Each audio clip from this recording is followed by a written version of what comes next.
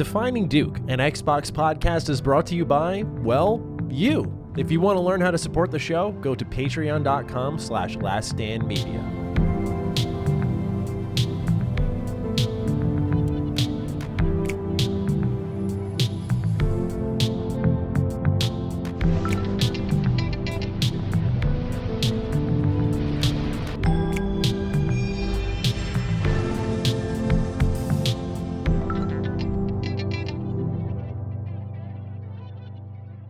Salutations, everybody. It is Maddie here, and welcome to episode 5 of Defining Duke, an Xbox podcast. We hope all of you are doing fine today. I said okay, mediocre last week. Now we're upgrading to the middling, Fine. your 7.5, your 7s. That's your status right now. We hope you're just fine. Things are a little bit better than last week. Yep, you got to subscribe to patrons. You got to throw us cash for us to give you, we hope you're excellent. That's the new thing. That's the new thing is, you pay for our good tidings. I'm just joking. This is Carrick with ACG.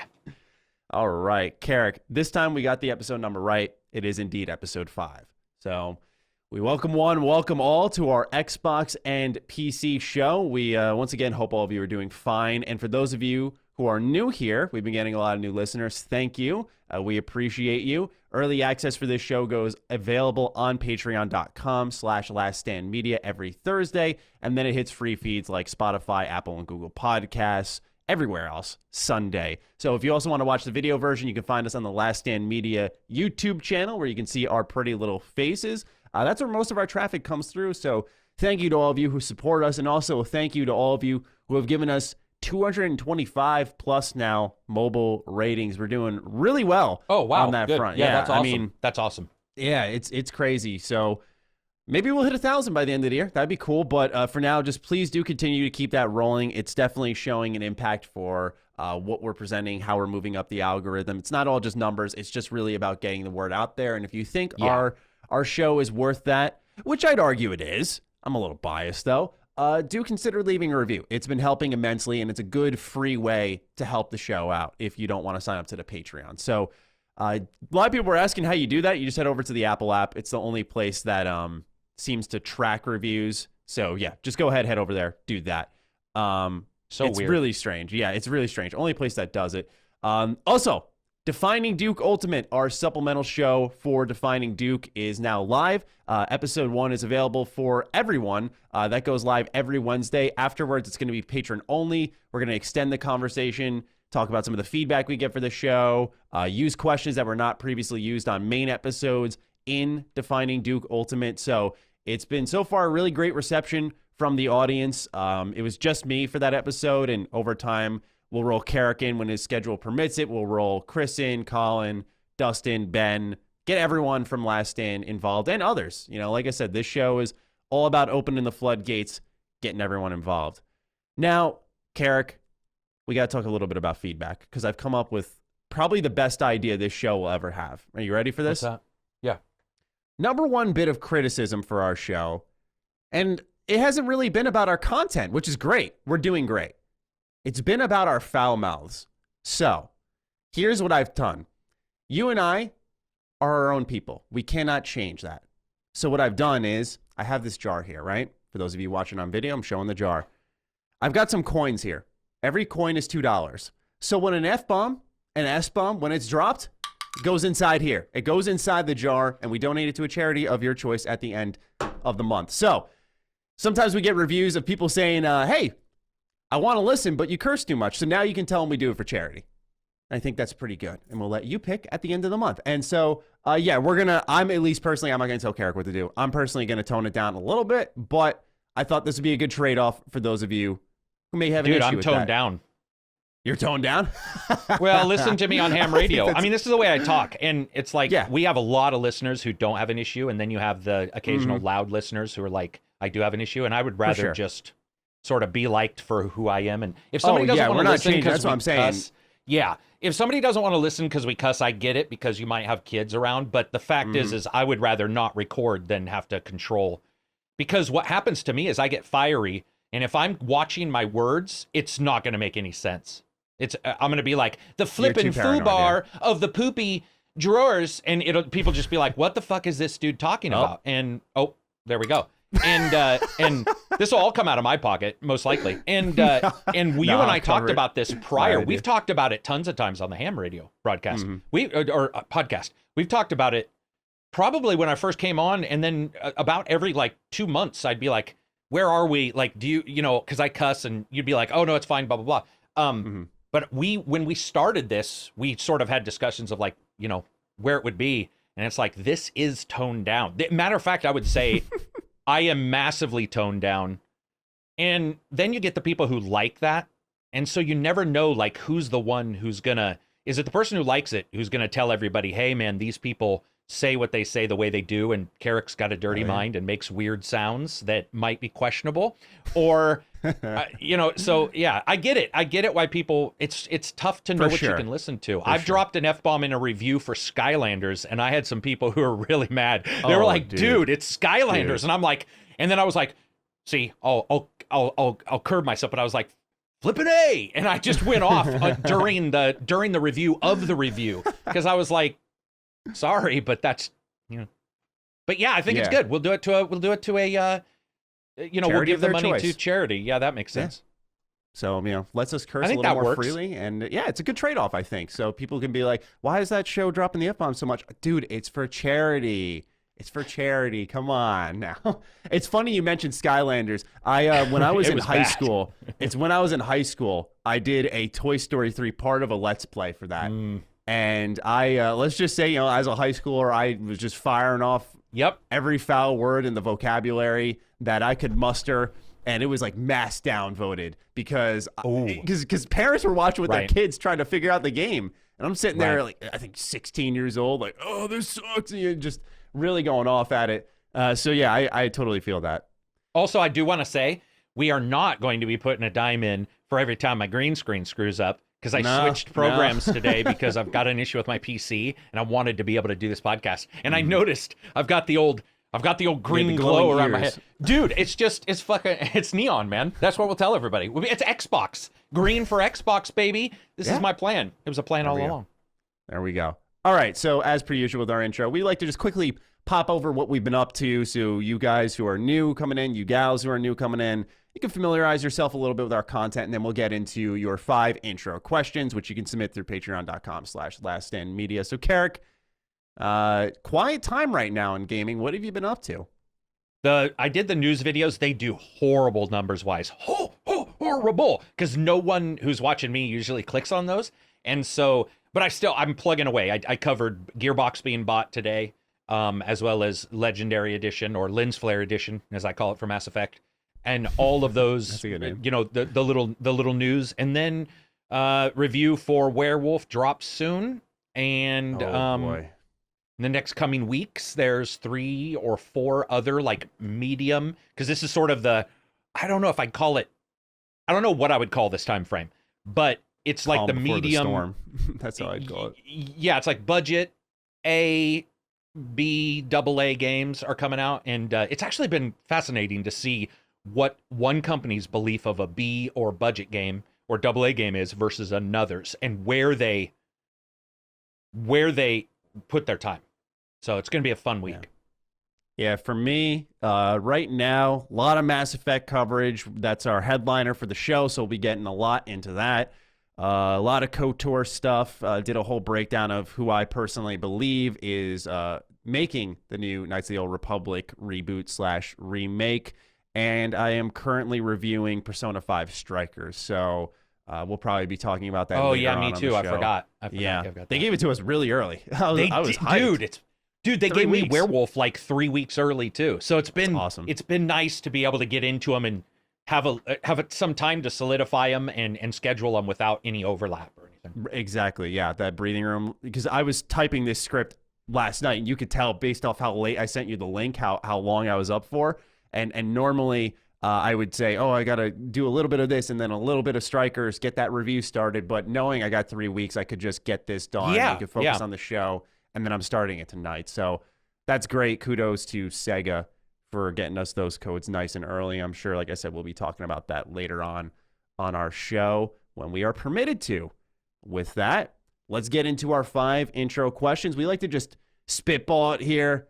just take some random thoughts rolling around all your craniums and start the show off with them. So John Spada, that's a perfect last name for what we're doing here. We're spatting all over the place.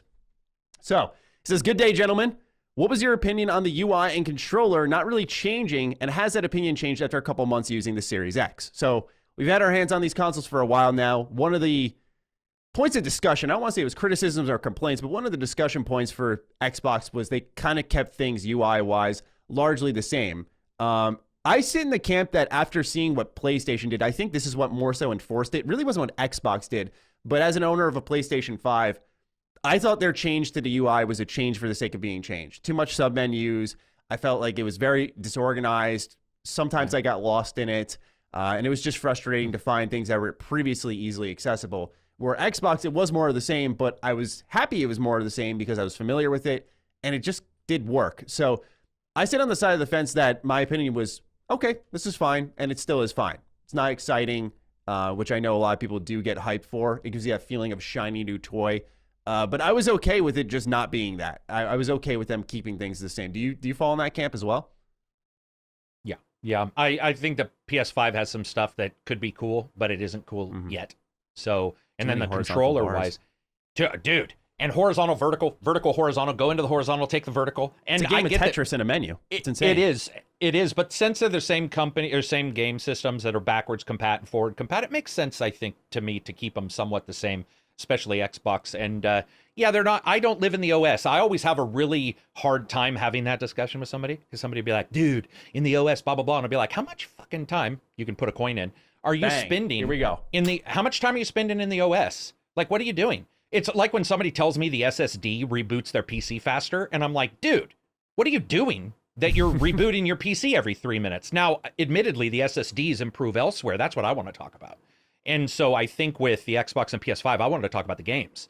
I didn't give a crap about the HUD. It was like, it is what it is. So, yeah, it is, not interesting, but that's fine. Yeah, that's the thing, right? It's one of those things where I know for hype's sake, it's boring. We like game hype. We like to discuss and get excited, but it's not pretty. It's not exciting. And I think that's a good thing because we've sort of seen on the other side, and not everyone agrees with this, but I think we've seen on the other side what happens when you really just make drastic changes. Especially, I will say when I first saw PS5's UI, I went, oh, this looks really good. I thought to myself, hey, this could be a positive change. I like how they have a big screen for presentation and then little tiles up top. But once you start to get into the sub-menus, the quick access bar, I personally am still not a fan of it. And I do wish one day they allow you to revert back to the PS4 style of the cross-media bar. It was very simplistic, but I really dug it. I thought it worked well. And that's what I think is most important about UI. Does it work well? Does it get you from point A to point B? As quickly as possible. Which is why you see so many people using the Destiny UI. It's a cursor with a bunch of tiles. I don't like it, but I hate that. Yeah. All right, well, question number 2, where we can get a little bit more into it. We had a lot of people write in about our thoughts on the medium, and we wanted to continue that conversation, not just us talking to you, and that's it, but see what you all think of our conversation. Alex Roberts writes in, hi, guys. In the last week's episode, despite your overall negative opinions on the medium, you both agreed that you wouldn't mind if Bloober Team made a sequel to expand on the first game's interesting ideas that weren't explored. With this in mind, are there any other Xbox games that you think were mediocre, if not worse, but had cool or unique ideas which could be built upon into a great sequel? Now, this is the benefit of when I script these, because immediately I saw this and I had one game come to mind, Carrick, and I think Quantum Break. No, wow, okay, that was close. I was thinking Rise, Son of Rome immediately. Oh, dude, because I don't care what people say. I sort of dig Rise, Son of Rome even now. I've played it. I know it's simplistic, but that's a game that they could do some, and the story-wise in that game, the story for that game is good, and so it's like, I would love for them to, so I agree with that. I agree with Rise, for sure. Dude, yeah, I remember being very shocked by the story, and that was surprising. It was not anything that's going to blow you away, but it was surprisingly good, especially for a it launch could title. have been laid back. That was the thing, it wasn't. And remember, that was a Kinect title. So if it had stayed a Kinect title, that would have been the most in-depth damn Kinect title you ever played. Yeah. If like that story had stayed in. So yeah, very cool. I agree entirely, man. I mean, Quantum Break, though, Carrick, you're knocking on the door there. That's another one. I would like to see a little bit more of that. What would you think it would be like if they took all the television crap out and they just said, hey, let's go forward with just a game? Do you think it would have immensely improved. Because I wonder sometimes, I feel like that was part of the whole experience and what it delivered on. But maybe those moments where you're walking around, you're seeing things frozen in time, perhaps those are additional gameplay segments or there's more story happening instead. It's a tough call, but that's another one that I'd be curious to see what they do with, but I don't think it hit hard enough for them to justify going back. No, but I mean, the powers and stuff, the biggest issue with that game is it had a ton of technical issues. One of them was that it did a weird interpolation in the AI, or the anti-aliasing. So when you moved, and the resolution, when you moved, it was blurry. And it was blurry in a really bad way. It didn't matter how good how well it was running. It always had a post-processing effect to it. It was really ugly. And people look at that stuff, you know? I mean, we try to pretend we're not visual, but we are. And I think that the resources not spent on the CBS-style TV show might work. But, admittedly, I sort of dug the CBS style. So I don't, you know, like, yeah, I mean, I just would like to see them try it again because that's also a big star. Lance Riddick, Sean Austin, was it not Sean Austin? What's his name? The guy who played Iceman, his brother. It's his brother who played Iceman from the X-Men movies. I'm so bad Sean with something names. Yeah. But anyway, right. But anyway, I just think, and then Littlefinger or whatever from that's who I was Game of Thrones. Right. So like they had a bunch of people in there. I would love maybe put those in the game as cutscenes or something. So they felt more interactive. Yeah, that could have been it. I think the medium definitely slots on that list, though, Alex. I want to see them do more with it. And it actually definitely brings us perfectly into this next question here from Cody, because there was a point I was about to bring up. Cody Richter writes in, "Hey, Carrick and Maddie, just wanted to put my 2 cents in on your discussion about the medium. I'm playing through it currently, and although I agree with both of you when it comes to things holding this game back, I think the marketing and advertisement didn't help at all. Most of the videos and trailers hyped this game up to be a true survival horror, and some of the, quote, best, end quote, parts were what was shown in preview coverage. If this game would have actually had been advertised as more of an investigative type of game with horror settings and elements, I think people would have been less harsh on it. That being said, I do think that the actually interesting, intense moments of the game are heavily outweighed by boring nothingness. Is that something you guys think Microsoft could learn from in the future to better hype any future exclusives? Keep fighting the good fight, gents." Thank you, Cody. So that's what I was going to get into next is when we see more, maybe from the medium, because it did do well. Reports have come in already that the medium has made all of its money back through marketing, advertising, development. It was not a big budget game by any means. I think you said it was 6 or 7 million. So it was very low. Yeah, it was very low. But despite it being day one Game Pass, it has sold enough and made enough money to have now become a profitable game, which is great. And maybe they see more in that. See, for me, I feel like a boring game's a boring game. What you hand me is what I'm going to review at the end of the day. But for those of you, consumers who just watch the trailers and you decide right then and there, am I going to buy this? Am I not going to? I don't want to say misadvertise. I feel like that's a term that gets thrown around very, very frequently in the industry. False advertisement, that type of stuff. Do you feel like the medium was burned a little bit by the way it was advertised? Because I remember watching an IGN preview and there was a part where, let's just say you were being chased around and it was something that was a little more tense compared to the rest of the game, but it was really just that one segment where all of that occurred. And I was thinking to myself, I can understand why if you saw this is that segment of the game that's sold to you and the rest of it really doesn't represent that. So you think that kind of hurt the medium when people got their hands on it? Sorry, my big eyes were for my dogs losing their mind. I could barely hear it at the time. Oh, good. I did. I mean, that's nice to hear. So I would say, no, I think by doing nothing, it hurt itself. And it's basically a find the item game from a mobile device, but there's only one item per room. And any way you cut it, I saw some people who were like, "Oh man, you got this totally wrong. This game is riveting." And I'm like, then you should never talk about games again, because it's not riveting. And it's, I think in a subjective way, it's not riveting, but I think also in an objective way, if you don't feel invested in the game and look at it, you can note that is not where you want your title. Additionally, it's not Microsoft that handled the PR.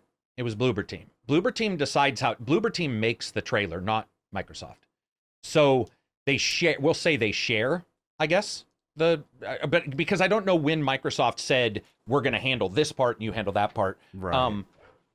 But I don't know, man. You know, PR people, like, if it had been me or you, dude, I stated it, and I think you stated it, correct me if I'm wrong, but when I went to Valhalla and I did Phoenix and I did not do Watch Dogs, I can't remember if I did Watch Dogs, but I did those two, and I definitely dinged on them. And I was like, listen, this is a preview, but I'm going to tell you the problems I'm seeing. What happened and what bothered me with the medium is I went back after the reviews and I looked at previews from people that you and I would say put on somewhat of a higher pedestal than most. And they were like, this could be the most tense game of all time, blah, blah, blah. And I'm just like, I have no clue what they saw. No, none. I agree. Yeah. So there's some stuff that's going on there. But yeah, it's a confusing time. I think in all in all, a lot of people just want to come up with a reason why something isn't what it is. And a lot of times it's just talent and time and resources. And they didn't match up in this one. But they still sold. The difference between this one and Cyberpunk is that Cyberpunk had issues and shouldn't have sold as well. And Medium, I don't feel should have sold as well, but did and didn't. And I didn't really have a ton of technical issues. So to me, I'm happy in that stance. They didn't deliver a technical bomb like we got with Cyberpunk. And so I'm okay with that. I'm like, I get it. You know, people wanted to enjoy it. And like you said, Game Pass, fuck it. Oh, whoops. Yeah. Oh, it's all good, man. Back to charity. What is that? Goes. What is that? Like $3. $6? Oh, $3. Oh. $6. So yeah, 3. Jeez. Every coin. And it's only for F-bombs, right? I mean, I'll say for my own end. I'll say shitting up. You know, I have it tiered. Whew. Okay. Dude, it's fine. I'll take it out of my pocket. You're a participant, you know. So we're gonna go ahead and we're gonna make this a good thing. How could you argue it? I'm just kidding, but no, seriously, I thought it'd be a fun idea for the audience. Yeah, it is. It is. I was just making my brain. Every time you hear just Carrick's like ranting, you just hear dink in the background as I'm just throwing. Yeah, I mean, we're gonna I don't know. It seems like this could turn out really bad, but anyway, continue. Well, we can adjust over time if it starts to just absolutely. We may need to look at this $2 thing and more like 10 cents. Well, I'm thinking this week, and then we'll see how much it is as a sample size. Do we cut to $1? Yeah, maybe we're cut really to just 5 going cents. crazy. Anyway, my goal is to pass at least $100 a month. I'm sure we'll be able to do that too. So we'll see if we do that in an episode. I think the medium did just ultimately burn itself. I think what's happening, Cody, I'm not specifically calling you out, but I think what's happening is you're seeing people try to navigate what is ultimately a boring game in a number of ways without saying it's boring. What's happening here is they had something that atmosphere-wise maybe was solid, but that was really about it. And they didn't push it to the next level. And when there's no gameplay, all anyone can talk about is that atmosphere. And just, I don't think it was marketing at all because people weren't upset about that. I think if anything, people are going to get upset that, hey, this is a game where nothing's really happening. And I think that hurts more than anything. Yeah, almost nothing. It's pretty crazy. Yeah. All right.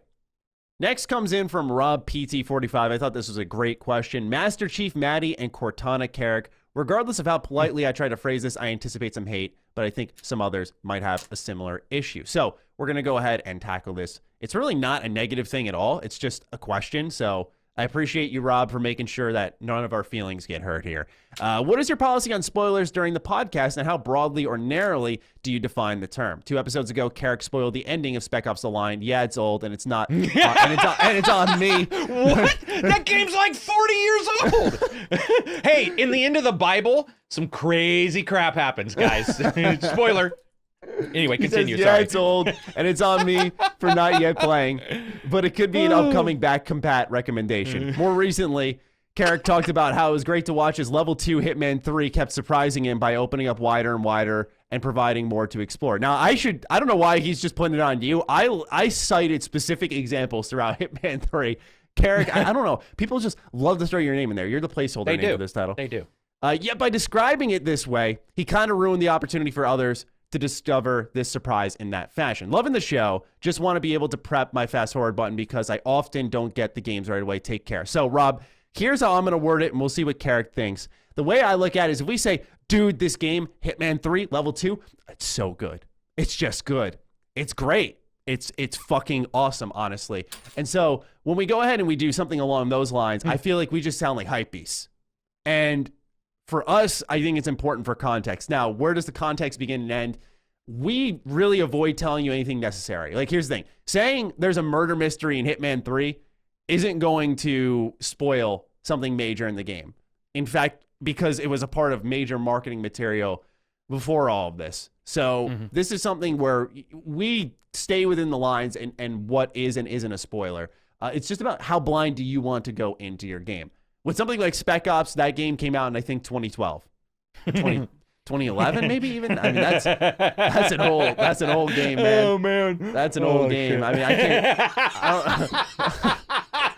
I love that. There's something so awesome about that. That's so I'm double old. checking. 2012 third-person shooter. So yeah, you've almost got a decade to play that one. I can't say we're regretful on that, but yeah, there's definitely a window of time before we can just go, yeah, we're gonna ruin this game. We'll warn you ahead of time. That's the thing we always do. I think even last episode, we made sure that, actually, I don't think we did specify. We will in the future, though, specify, hey, we're going to talk some context here because context is important. If I just tell you something's good, Joe Blow down the street could tell you a game's good, of course. He can tell you Madden's good. Why is it good, though? We tried to give the why and the how to that. Carrick, am I on point here? I can't cancel my order. I'll tell this story in a second. Sorry, go on. I guess. I don't even... So I just got some DMs and some people on my Discord saying, man, I love that you guys talk without spoilers. And now... I might have somebody who's feedback too much. Who's saying we have spoilers. And I think what it ultimately comes down to is if you've chosen to listen to a podcast that's going to be about current games... That'll be on you completely. And there is no real discussion you and I have had stating we won't say what weapons or we won't, we don't break it down that much because genuinely it's about discussing the games. And this comes up occasionally in reviews where I'll see people say blah, blah, blah. And I'll be like, why are you watching a review? So of course I do the audio versions of my reviews. For people who but even then, if I'm saying there's 28 weapons, somebody could be like, how dare you tell me there's 28 weapons? So I don't really have a thought process. I think that's on the listener. You do timestamps, do you not? Yeah, I don't type them for this show. When Ben and Dustin edit them, but they're in there. Timestamps. Yeah, they're in there. So I would say the warning for me has nothing to really do with us. It has to do with from now on in the future, if you don't want to hear the possibility of something that you define as a spoiler being talked about, skip the section using the timestamps. I think that's probably going to be your safest bet because we won't everybody's an NPC and everybody else is real life. Like, I don't know what, fucking your morale. Oh, whoops. I don't know what your morale score, if your morale score is going to go up or down because I say a certain thing in our dialogue, choice section of the menu. So I would say that's mostly on the gamers listening. We have a tendency to be really... No, I know we're good careful, with it. I think it's just to draw the line of where it begins and ends is pretty important. I just don't even know where you draw it. Like, to me, I usually only want to talk about the stuff in trailers. Like, that's where you know what I mean? Because that seems like the safest. And then you usually will state, ham radio, you always will be like, okay, people, like, we're going to talk a little bit more in depth here. And I think that's about the most you can do. Yeah, I completely agree with that. So Spec Ops: The Line is brilliant, though, and I appreciate him saying funny. that. I wasn't laughing at him. Well, I was a little bit, but I'm more laughing at just that, the length of that. That's like saying, "Oh my God, Luke is Darth Vader's son," and people being like, "Wow, I was gonna watch that." Oh no, someone's gonna write in from like 2002 right. Who's like, "I've never seen Star Wars. How dare you?" Oh man. Quick story here. In the middle of the show, I'm realizing that I don't have any water whatsoever here. So I tried to DoorDash before we began a little bit of bottles of water. I got a call and then a text saying, "Hey, there's no Dasani. We're gonna get you some Pulled Spring if that's okay." I immediately wrote back. I was like, "Yeah, that's fine. I just need water." They canceled my order, so I'm trying to order more water. And guess how much it's going to cost me with a tip? Because I'm a nice guy. I want to make sure that my girlfriend does DoorDashing. Yeah. How the hell did you know? Yeah. Just because that seems to be the minimum I always get for Grubhub. When I order, and I've ordered some ridiculously small orders. Yeah, it always turns out to be like 19 to 21 bucks for the smallest order I can get. Dude, incredible. This is for a 6-pack of water, but I can't go, and I need some water right now.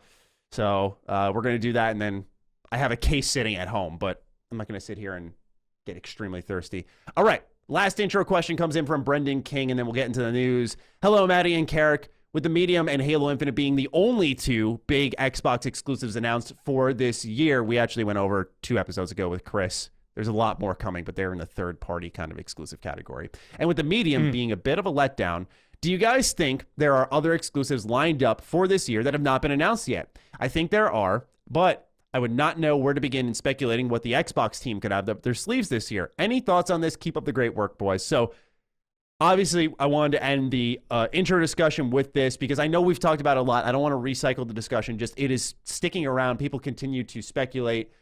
What exactly is going to happen with Xbox? We know they're kind of in line to make some type of, they're calling it a Bethesda level acquisition this year. Insiders are reporting it. People across the industry are talking about it. So the expectation is Microsoft at some point or another in 2021 will be buying a studio. And with that, there's exclusives that could be coupled in there.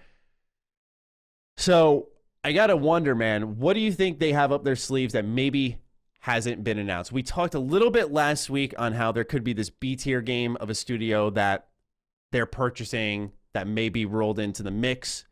We talked a bit about Starfield. We talked a bit about Wolfenstein. There's a lot there. I think what's happening, though, is that Xbox is almost, what's the word I'm looking for? They market the wrong things. Like I don't think the Medium should be in the conversation as the first one of the first big Xbox exclusives. Yeah, it's not one of their major studios they own. Right now, in the terms of studios they do own, the soonest major Xbox exclusive in my eyes is Halo, which is why we've talked about it so much here on the show. So with that in mind, studios they own, do you think that they have exclusives lined up for this year that have not been announced? So not studios that they'll be buying, but because those to me are still third party, they're just buying them into first party. So so whatever they're working on would be. I mean, unless you got a name, of course, for that short amount of time, then go for it. Because I would so I didn't realize people were like taking what we were saying and posting it everywhere. Did you hear about that? Yeah. So I got dinged by a developer who was like, "Hey, I told you some stuff in the future," and I didn't leak their stuff at all. I didn't hint about anybody's stuff. I didn't leak anybody's stuff, but they were like, "I've told you some stuff. Can you make sure in your podcast to not bring that up yet?"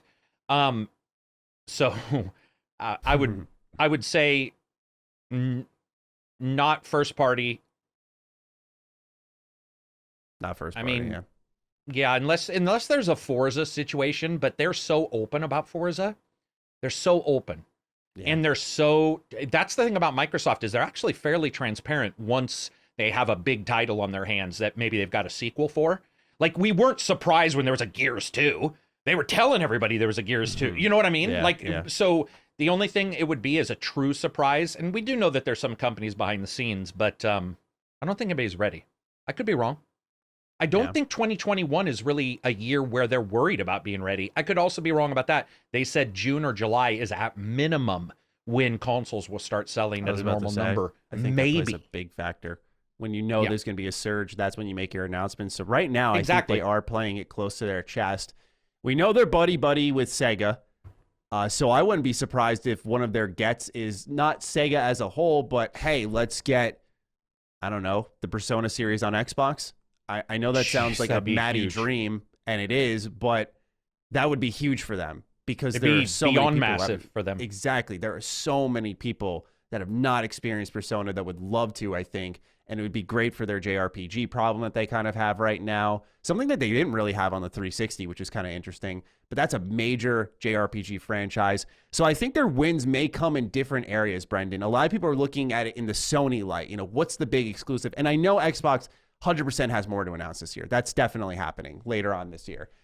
It's just really a matter of when. But I think some of those other things that we're looking for here, more coming to Xbox, is going to happen in a different way. Like things that were on PlayStation coming to Xbox. One of our major bits of news this week, MLB The Show, formerly a PlayStation exclusive franchise, Xbox didn't have to pay a dime, and now that's on their console. So that type of stuff could end up happening. I'm not saying Horizon's coming or anything. Do not mistake me at all. I'm just saying you might start to see them paying, once again, say for a Persona, that sort of, hey, it's not owned by PlayStation, but it is only on PlayStation.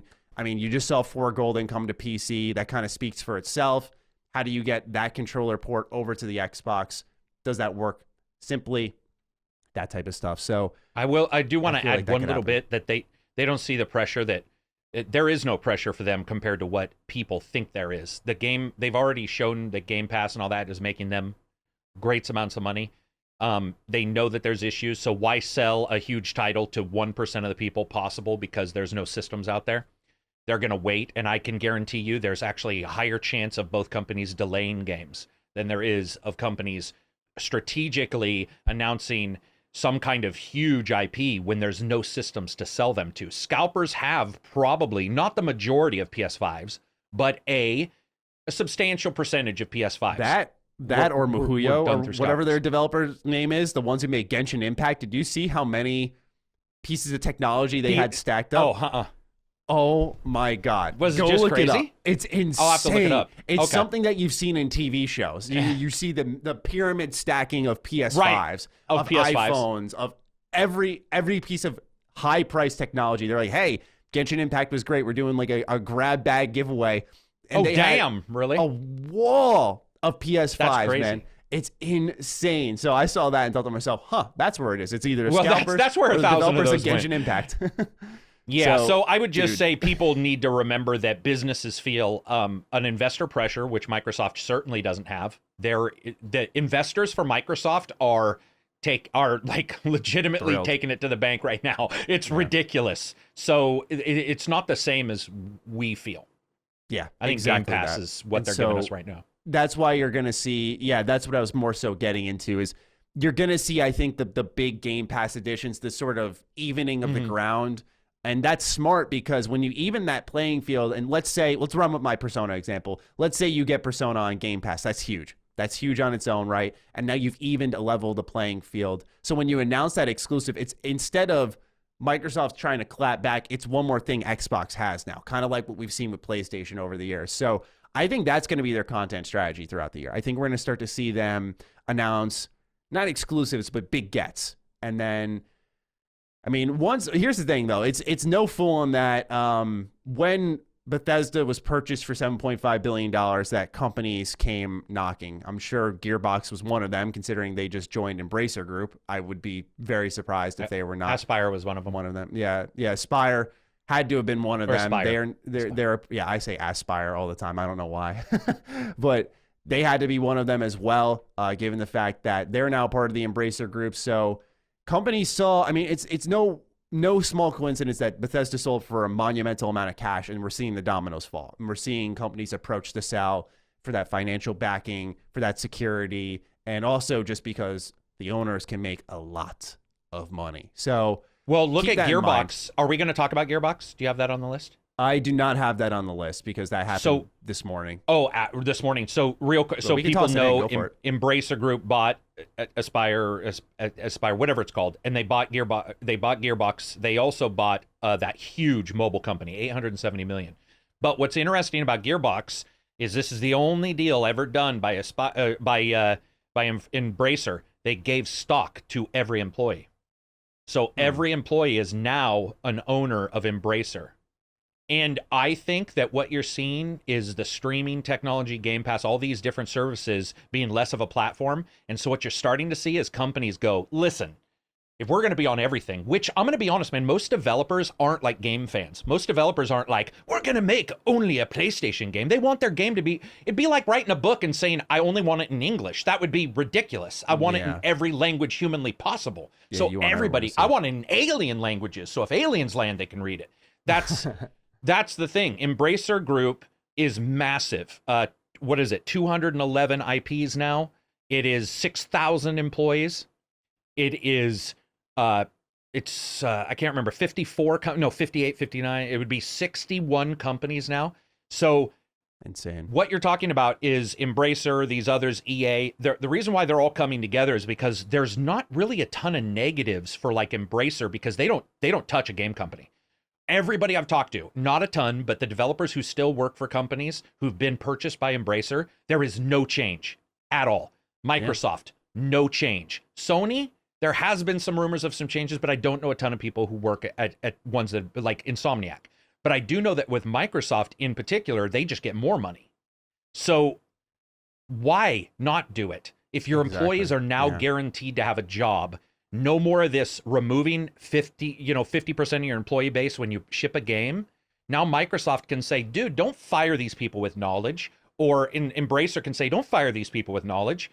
Let them move on to the next game. Yeah. And don't lose, because that institutional knowledge is why your sequels can be technologically great. Because what you do is you don't remove 50% of your staff anymore. You say that 50% needs to work on the next game. And a lot of people don't get that when it comes to development, I don't think. Yeah. Well said. And with that, let's get into the news. It's been a very eventful week. It's funny you brought up game streaming and stuff, because we'll be getting into Google Stadia during this whole news segment. A lot of major happenings, a lot of small happenings. I had trouble picking the number one piece this week, but I felt Mass Effect was the best one.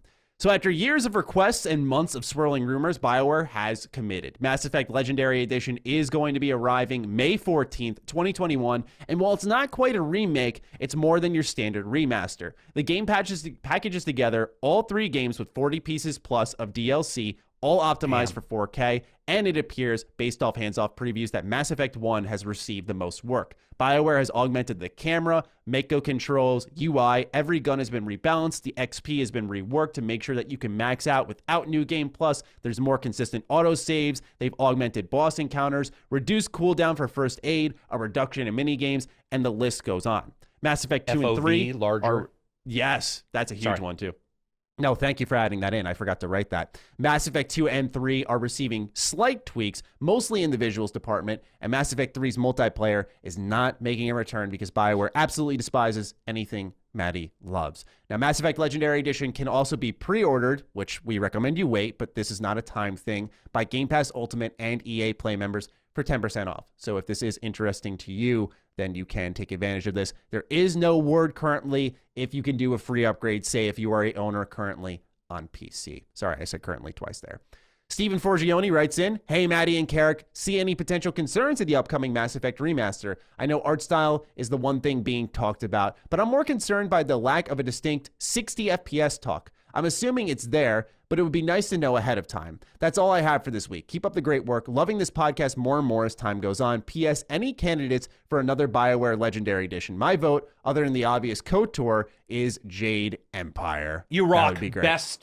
Best listener ever. You're the best listener ever. Yeah, dude, I think the most obvious one that would really happen would probably be Dragon Age. With Inquisition getting some tweaks. Definitely, but I don't know. Those games have aged pretty well, in my opinion, but I would say. But can you imagine an Origins Legends edition, though, Maddie? Where, it would have to be almost a remake because it is pretty cumbersome, but still, it'd be pretty. Yeah, that'd be interesting to see. So, Carrick, you and I, big Mass Effect fans. I mean, that goes without saying. So, what do you make of some of the changes BioWare is making to this franchise? I know you and I have talked a lot about Mass Effect 1. This is the one we had really, I don't want to say worried about, but wondered how deep are they going to go? Does this seem, just from the outside looking in, deep enough? Yeah, because didn't you tell me they delayed, because I didn't follow Mass Effect as much as you did, but I believe that they delayed this because Mass Effect 1 wasn't getting the changes it required. Mm-hmm. It was internal delay, yeah. Yeah, so, and somebody else told me that too. Anyway, regardless, I will say the 60 FPS has been discussed. That was discussed this morning. It is up to 60 FPS. I talked about it in my news video where I was like, do not confuse locked as and up to as the same thing. It is up to 60 FPS. It is for sure 4K.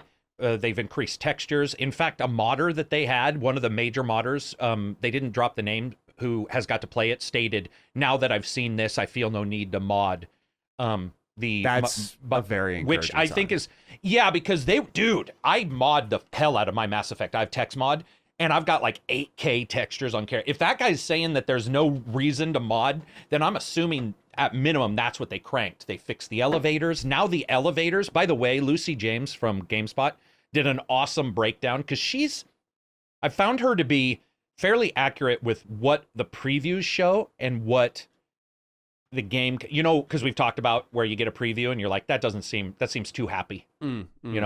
Hers have been very good, and she did one for GameSpot, which I actually watched and was like, oh, this is actually, she's like, here's what I see, here's what I think, blah, blah, blah. And they were saying that in the elevator scenes now, the elevator doesn't really require you to sit in it. You can, though, if you want to hear the dialogue. Otherwise, you just hit A and you're out of the elevator, which I thought was pretty cool. It's like, it's just a truncated elevator now for that instant loading, which I'm assuming will be super fast. But yeah, I think it's fine.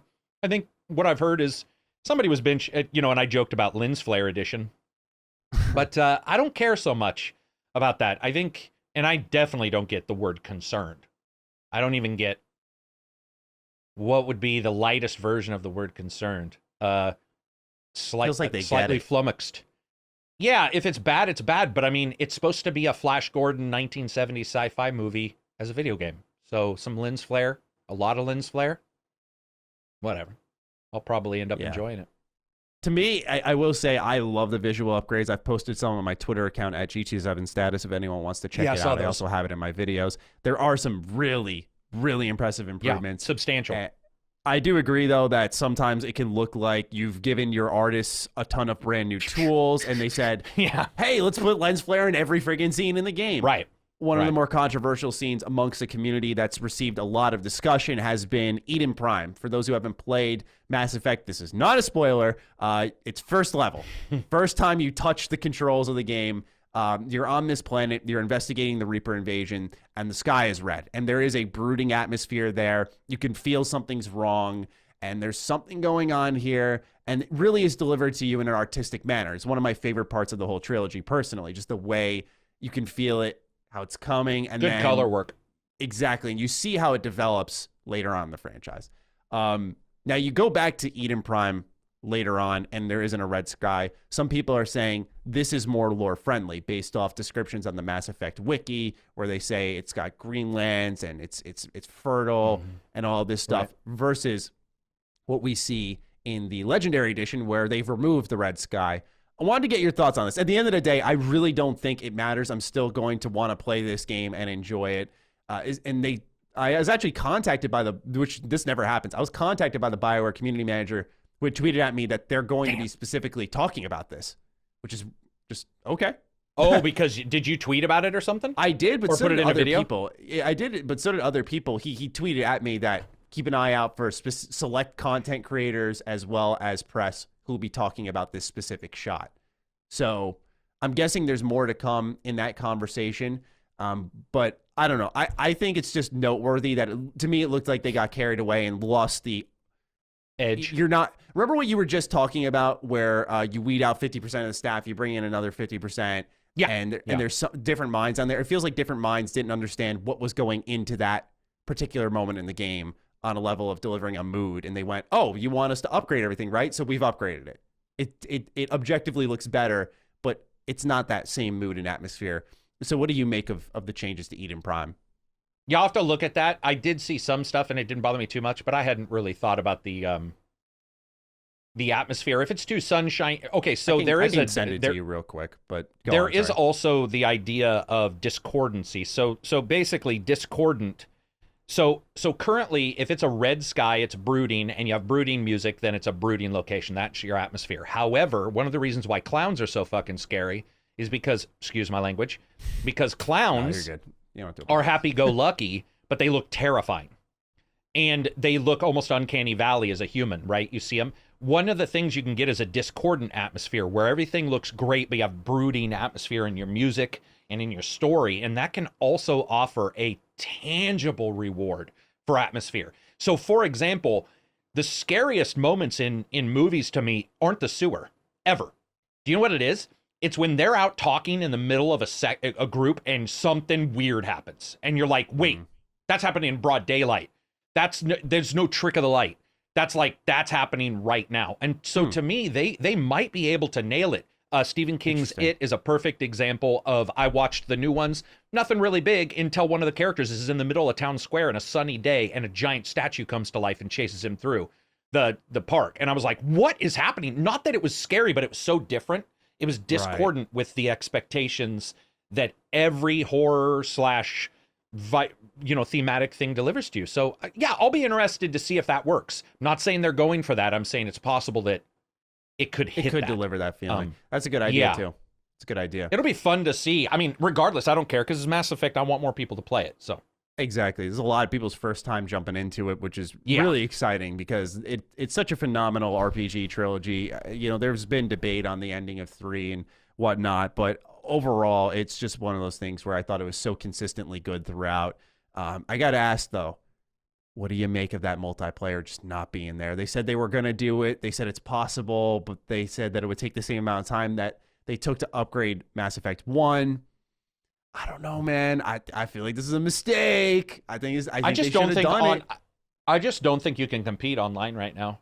I think competing online is insanely difficult because you have free-to-play games that are taking the money out of everybody. Like, how do you, in fact, Destruction All-Stars shows to you what happens with games. That was going to be a $70 game, and somewhere along the line, they were like, whoa, this isn't going to work. So it's going to be let's give it for free. And the thing is there's so much required that while I love the idea there, it's also known as its RPG. I would rather have Mass Effect be delivered RPG and be well done there than in any way, shape, or form like splitting off resources to where I had to question, did some of that go into balancing the multiplayer? I get it. If they do it later, I'd be fine. And I'm personally of the belief that the reason why there is no... I think they're lying. And I do think they're lying. I'm not saying I think they're hiding. I think they're lying on purpose, and I have no anger towards them. I think Mass Effect 4 will have multiplayer, and they do not, under any circumstances, want 3 cannibalizing 4's player base. I fully believe 4 will have some kind of unique multiplayer, and that they are lying because they do not want anybody to question, like, any overlap between whatever they want to offer with 4 and 3. You do not want to cannibalize, especially on a remake. I'm going to tell you, most companies would not say, let's have this remake cannibalize our multiplayer base. It just, it wouldn't pop up in a discussion. Yeah, man, I Maddie's think you're all right. depressed now. He's like, God damn it.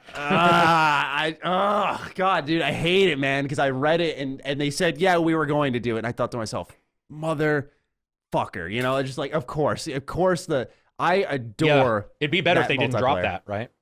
Almost, dude, absolutely. It'd be almost better if they hadn't just ignore me. I would rather them just ignore me. That girl who tells you they thought you were hot in high school and you thought they were hot, and you're like, "Are you kidding me? You should never have told me that." Yeah. I had a chance. Yeah. Yeah, dude. Exactly. So we had a chance, and I don't like to know I had a chance. It's just yes, no.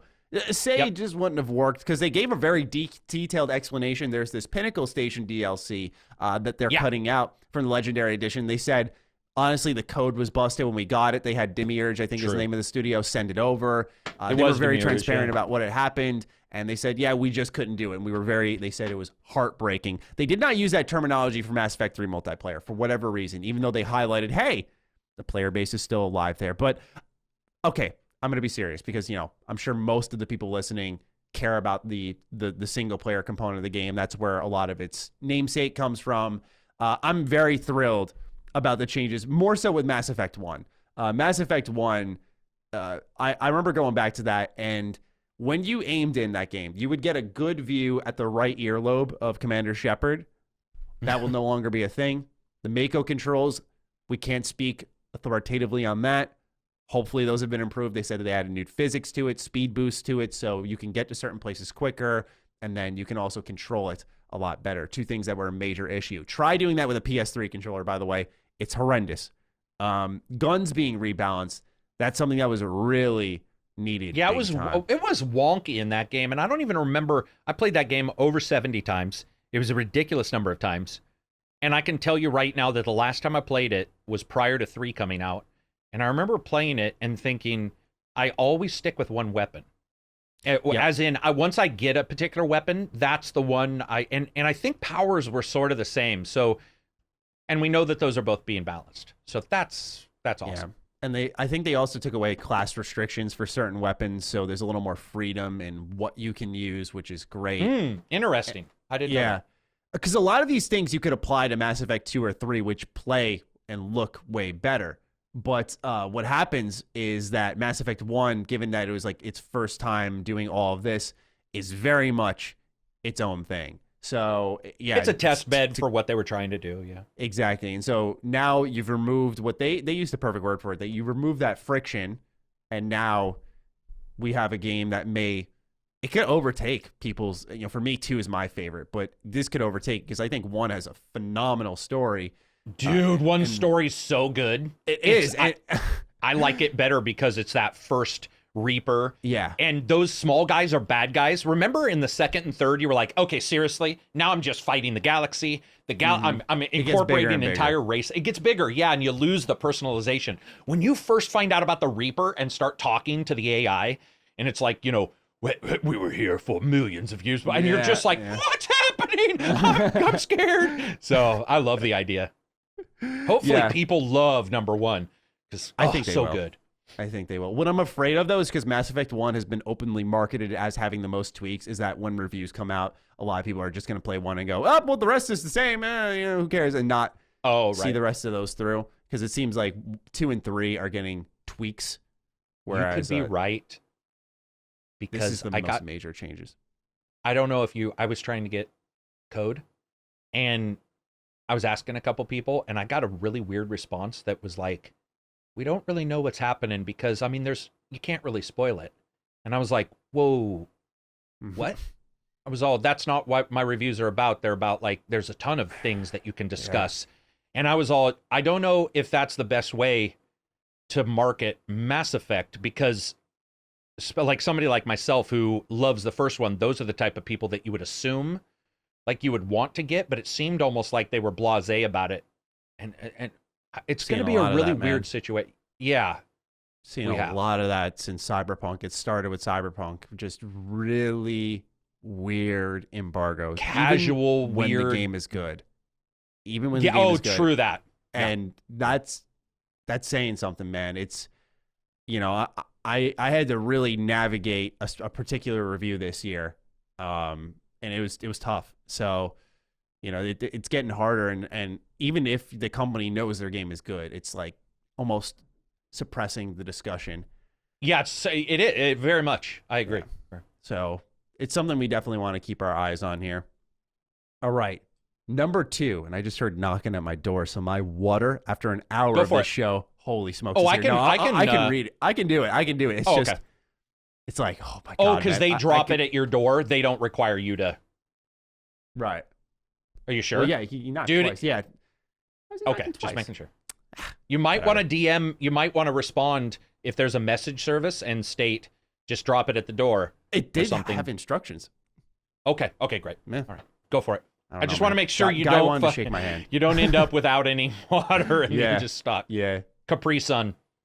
Yeah. For those who don't know, I only have Capri Sun in my fridge, and I don't know when that expires, but that has sat there for, let's just say, a very long time. It can't. Dude, you could drink that shit if you had it from kindergarten days. It'd still be fine. All right, number 2. It's time to play ball on Xbox with something other than RBI baseball. While Microsoft has showed their best changeup with the back and forth of Xbox Live Gold, by the way, I took this joke from online. It was hilarious. Sony has thrown a hanger right down the middle as Xbox takes an exclusive away from them without a dollar spent. One may say this is a home run. MLB The Show, the long-standing exclusive baseball game for PlayStation, has made its way to Xbox. It was announced via the PlayStation blog that the game is releasing on April 20th, 2021 for the price of $59.99 for the PS4 and Xbox One and $69.99 for PS5 and Series X. The game will also support cross-platform play and progression. If you purchase a standard edition last-gen copy of the game, you will not be able to upgrade to next-gen systems. PlayStation revealed in their, their FAQ system that there will be, upon buying a collector's edition of the game, having both versions of it. So you cannot upgrade it. Keep that in mind. We got a lot of write-ins about this one. Anthony A. is the first to write in. Hey, Duke boys. Just wanted to bang the drum for MLB The Show that will be making its debut on an Xbox console when it releases on April 20th. Even though Madden gets all the hype for sports on consoles, in my honest opinion, The Show is the best sports video game on consoles. Baseball has finally returned to Xbox, courtesy of a PlayStation developer. Thank you for making Thursdays great again. You are welcome, Anthony A. And then Adam Spump writes in, Guten Tag, amigos. It was announced today that the MLB The Show 21 will be coming to Xbox platforms with cross-platform playability. I feel this is an excellent move and will allow more players to come together to have a good time playing games. Do you think this move paves the way? Sorry, that's a little bit of a tongue twister there. For future ones, exclusive titles to be cross-platform, like Halo or Gears or possibly Spider-Man. Loving the new podcast. Keep up the great work. PS5 guy sucks. Thank you, Adam. Carrick, this is all you. I've got a water to acquire. All right. Okay. I mean, 1 sec. Go for it. First of all, baseball's not a sport at all. I don't care what anybody says. Baseball is not a sport. It's a bunch of people just standing around. So I don't give a shit. I'll count these up. I don't give a shit. There's 2 of them about a baseball game coming to the Xbox personally. That being said, yes, it's very awesome. And for you guys who like really, really boring sports that absolutely nothing fun happens and they're extremely overpaid athletes, I think that's awesome for you. All joking aside, though, do I think it's going to be some kind of change here? No company looks at another company and says, oh, well, they went non-exclusive. That's what we're going to do. So I don't think this is driving anything. I think that the baseball organization looked and said we can make more money. Additionally, sad fact is, I would state that there is a very high chance that the current situation that the world is in caused a good amount of this discussion to end up becoming more concrete because they are making less. There's less people watching, not people in the stands. So those kind of things and these kind of ways to make money, it's not a huge amount of money, obviously. Certainly not even, what would you say, like not even the income of one pro baseball player. But it's still money coming in. And I think that is most likely a way for them to get into. They think, hey, man, we'll sell an Xbox game to a fan of baseball. Maybe they have more of a chance of watching a game on TV because they're playing the game in the video game format. And there's a lot of studies that indicate that is absolutely true, that a video game can cause you to pick up a different fiction, or that a fiction can cause you to pick up a different entertainment, like an entertainment venue, like a video game from a TV show or a book. So to me, it's not necessarily connected in that way, but it's certainly connected in the money aspect and the situation we're in, which is, I would say, 70% of the reason why this discussion even happened was because of the illness going around the world. They just don't have people in the seats, and I don't think that same discussion happens at Insomniac. Also, Sony's been fairly concrete on not letting other games come to the console. Microsoft still wins in a weird way because it's on PC, and they're still selling Windows to people, and I know that people like to pretend that those aren't connected, but they certainly are even more connected now. And one of the things I talked recently with a business owner about the connection between a tertiary system and a main system and a secondary system when it comes to extra purchases was interesting, where they were basically stating that there is a knockoff effect on purchases when a tertiary system that's unconnected to the secondary or primary systems is available.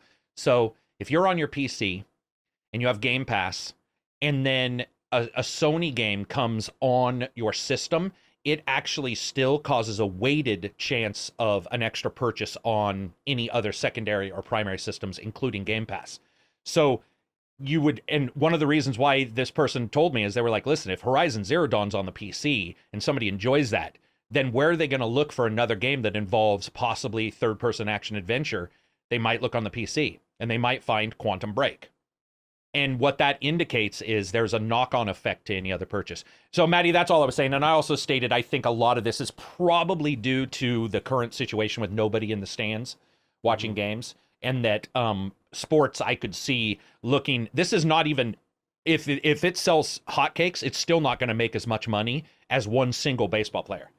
Like, look at their wages. It's ridiculous. Yeah. But it will have a knock-on effect where somebody might play the game and go, I want to watch a game tonight. Oh, shit, there's a game. Where somebody says, hey, we've been playing these games. This is great. Let's sort of bet on a game tonight. There's sports betting's becoming a big thing in many places. What are those called? The fantasy leagues? Also, I did tell everybody when you left, baseball's not a sport. And personally, I don't give a shit. What? I hate baseball. Oh, man, now I'm throwing another coin in there. What? I hate baseball. Oh, by the way, unfortunately, I counted out. You have to throw 2 more coins in there. Because dude, I only have 1 coin left. I didn't think it would be this bad. I told you. We'll take it out of mine this time. But long story short, I think it's awesome for people who like whatever you want to call baseball, because it's not a sport. Overpaid people standing around. But whatever. Just okay. Hey, dude, look, all I'm going to say is hitting the ball is not easy. Do you like baseball? I love baseball, yeah. I'm a big Mets fan. Oh, I was not even aware. Okay, cool. Yeah, no. So what do you think? I'm a diehard Mets fan. So for me, I'm actually very excited about this. I haven't played the show in years, so I'm gonna actually get this on Xbox just kind of for the gimmick of it all, right? Like normally I would get this on PlayStation, no problem. It's not that I didn't play it on because it's on PlayStation. Just to see what it's like. It's kind of like playing Persona 4 Golden on PC. I have 3 playthroughs done of that game on my Vita. I really didn't need to buy it again. I bought it anyway just to see what it's like on PC, 60 FPS, all that stuff. So yeah, I'm very excited about this. I don't like the idea of not being able to get a free upgrade for a cross-gen sports game. I think that's ridiculous, actually. And goes against Microsoft's comments. Remember, Maddie? Microsoft's distinctly stated that you would not be that you would not be having to do this. So it could be something to do with them, the programmers themselves, or something like. Because Microsoft's been fairly good at supporting what they stated. I mean, remember we talked about knocking on smart delivery, and then it just you saw the whole situation with PlayStation have to choose a version, and you don't have to do that with Xbox. So there's almost that seamless strain of thought there where you can just go right into your next gen version of the game without thinking about it as it should be. In this case, you will either have to buy the collector's edition or just buy the PS5 Series X version of the game. So little disappointing there, but otherwise good that they got cross-platform play. I almost said form. Cross-platform play and progression. Overall excited about this, but a good win here for Xbox in the terms of I don't like to use the term win, but a good move for them that kind of evens that playing field, because I agree with what Anthony wrote in. I think the show is probably the best consistent sports game. When you look at all the other ones EA does, Madden, for sure. I mean, the bar is not high. Well, wait a minute. Do you do the NBA? Because from what I understand, the NBA games at a core are actually pretty good. It's the monetizations that are bad. Isn't that a solid, where the football sort of messed up on Madden? Isn't NBA solid, or is it not? I have heard that, so I can't take away from that. I don't like basketball at all, so for me, I don't play it. And when I did play it, I didn't like it. So that's just me. But I know the monetization was pretty aggressive, where I feel that actually can take away from the game itself. But man, still good news there. Number 3, however, I think is more relevant to everyone. It's over before it began, and now Microsoft has the high ground in the streaming wars. Google never really displayed a passion for gaming, and that was highlighted with instances such as hiring a developer who advocated for paying companies directly to be allowed to stream their games. Bless you. Excuse me. Bless sorry. you. I didn't know if you were going to yell at your dog when you did that or what, but that's right. I think that's the first time I've ever heard you sneeze. You're a human. Oh, man. Recently, Google acted upon what was clear and shut down all of their internal studios, thus eliminating any and all first-party development. Any game slated past 2021 is now effectively canceled, and their 2 game studios, one in Montreal and the other in Los Angeles, are closed, impacting roughly 150 game developers amidst the pandemic. Jade Raymond, one of the bright minds of our industry, best known for her work on building the Assassin's Creed franchise, will be leaving Google for new ventures. Google will continue to operate the Stadia gaming service and its $10 a month Stadia Pro service. The company will still be bringing third-party games to its platform. Also, the company plans to begin offering its Stadia tech to publishers similar to that of xCloud, which could open up Stadia becoming the streaming tech for other video game companies. Google's head of Stadia operations, Phil Harrison, will work on these new partnerships. Now, Anthony J. Sanchez writes in, "Hey, gentlemen, so it looks like Stadia has officially failed. Do you think this means Microsoft has already won the streaming wars with its Game Pass cloud service? I bring this up because I use it every once in a while, usually when waiting in line for something, but it's never my primary way to play. However, I'm glad Microsoft made its pillar of their Xbox division as opposed to the sole way to play. Thank you, as always." So this ended, I gotta say, a lot quicker than I expected, man. A lot quicker. I thought they were going to give it a go, but I guess This to me strikes as an impulsive company that didn't see immediate success and just shut it down and tried to repurpose their efforts. Kind of annoys me, even as someone who really didn't like Stadia, wasn't in on Stadia, wasn't interested in Stadia. But I think have you messed around with Stadia before? Have you tested it? I played the browser and I own the one for testing the hardware. Okay. So what's interesting is I saw it gain momentum with Cyberpunk. With Cyberpunk, yes. A lot of people were pretty pleased with it because it performed well, and it kind of was like a good sign of maybe what was to come. And especially nowadays where we have consoles that are, I guess hard to find, being able to stream a big launch like a Cyberpunk and not have to worry about some of those performance issues was a good thing for people. So I feel like they ended it almost a little too soon before they could see what would happen here. But on the other hand, I think it's very clear between like Phil Harrison and the other guy who was saying like you should pay a company to stream their game. It seems like some of their heads just aren't really built for this type of work. But that's just my 2 cents. What do you make of Stadia shutting down the first party operations? Oh, it feels so good. Well, it's obvious. It's obvious it was a surprise because the day prior, a guy who worked at Bohemia, one of my favorite developers, they do the Arma series, he had quit to work for them and had basically stated we have a bunch of really interesting stuff on the way from first party. And then the next day this happened. So it's obvious that this was pretty much a surprise to everybody. Wow, that's bad. Wow. Yeah, but I think when you look at Luna, so Luna piggybacks on Amazon and piggybacks on Twitch. And again, you have a knock-on effect where it's not a primary anything. Google's was primary. There was no other backup. There's no other. It feels to me like Luna is like, hey, if you want to watch a game or play a game, or you want this game on this system, you can sort of go ahead and do it. They've got Prime that'll probably pay for things. They've got all these weird little sideways of getting in. Google was just like, here you go. Buy your game just on our platform, and that's it. And you can't play it anywhere else, blah, blah, blah. Microsoft's is also tertiary. It's secondary after streaming at home and after playing the game primarily at home on a console. So to me, Google had a hard time. Also, Google tried to make it big in America where, frankly, America's got limit caps on everything. So Microsoft is like, hey, here's hardware. And everybody's like, hey, it makes sense to have the hardware because after a couple months of paying internet, you already paid for hardware. If internet's $50 a month, it's 10 months and that's $500, right? So you've already basically paid for it. So you might as well just buy the console. But on the side, especially you can with their stream. access plans. Yeah. And so on the other side, you can stream. And I got to admit, I've been streaming a ton. Xbox as well as GeForce, as well as some hacked, apps that you can use like Moonbeam, and really been enjoying it, but I wouldn't use it as the primary. And so I think with Google, with Google, they were just like, here's the primary.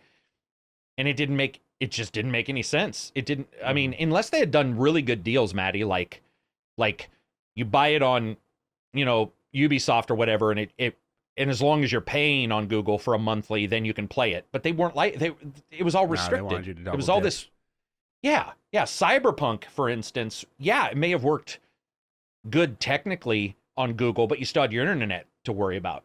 Where when I buy it, I can return it. But if I don't need to return it, I have my hardware and it's me. There's no internet that I have to deal with, which you and I both experienced internet issues with Hitman. Hitman would pop you out, right? I still do. You still do. So it's like, don't connect your crap to the internet would be the longest, would be the best advice out of all this, because Google, the biggest company one of the biggest companies in the world, completely failed doing it. So. Yeah. One of the major providers of internet, right? When you really think about it, it's the search engine you use for everything. It's a search, and they've got Google Fiber, and they still couldn't figure it out. So it doesn't matter how big you are, you can fail, right? Oh yeah, and we see that time in, time out. And I don't know if I can add more to it because it just kind of mimics my own thoughts. Is absolutely that Google. Jade Raymond, though, boy, that sucks. From Assassin's Creed, Maddie, to Star Wars, to a huge game, to basically the greatest of the greats working on a Star Wars game. Your best writers, huge tech, a ton of money, canceled. You go to Google, another huge tech, and become the main person there. The main person. And then that fails. I can't blame her. You know what I'm saying? No. I'd leave too. I know you're not. It seems like overhead's just kind of messing things up at this point. Yeah. It's frustrating though because they did go after some talent. It was cool to see Jade being one of those names, and so what's always interesting is anytime someone becomes a free agent, you know, Xbox fans are a lot like sports fans. So anytime sports fans see someone hits the free agent market, they immediately say their team should make the call. Anytime any developer with some semblance of talent, big or small, hits the market, I immediately see Phil should be giving her a call, which I would in this case, for sure, try to give her a call and get her on board. But I'm just saying it's hilarious. Immediately, no one's like, oh, 150 people out of jobs. Oh, Stadia sucks. Like, none of that. Just Microsoft should give her a call. It's like, God, man. The world could be ending and people call for Phil to put out the fire.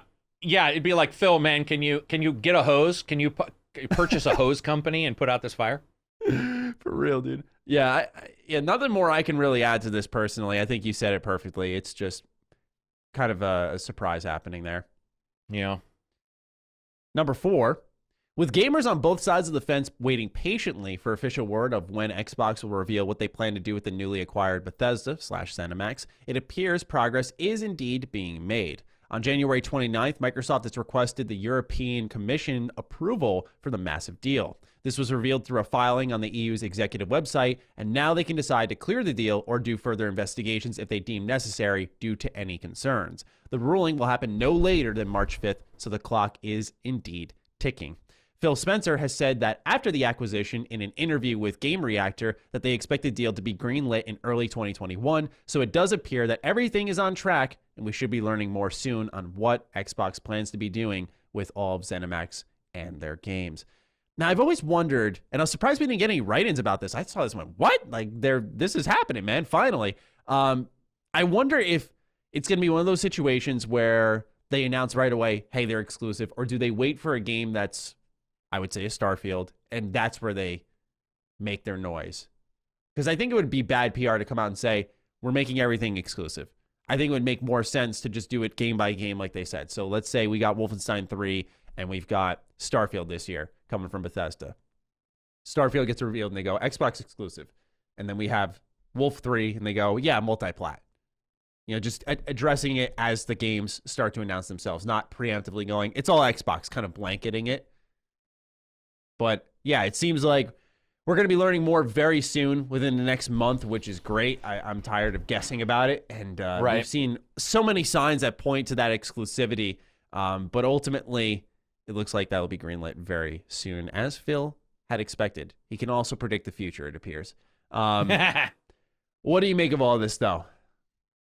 There isn't much to add. I mean, I would agree with you.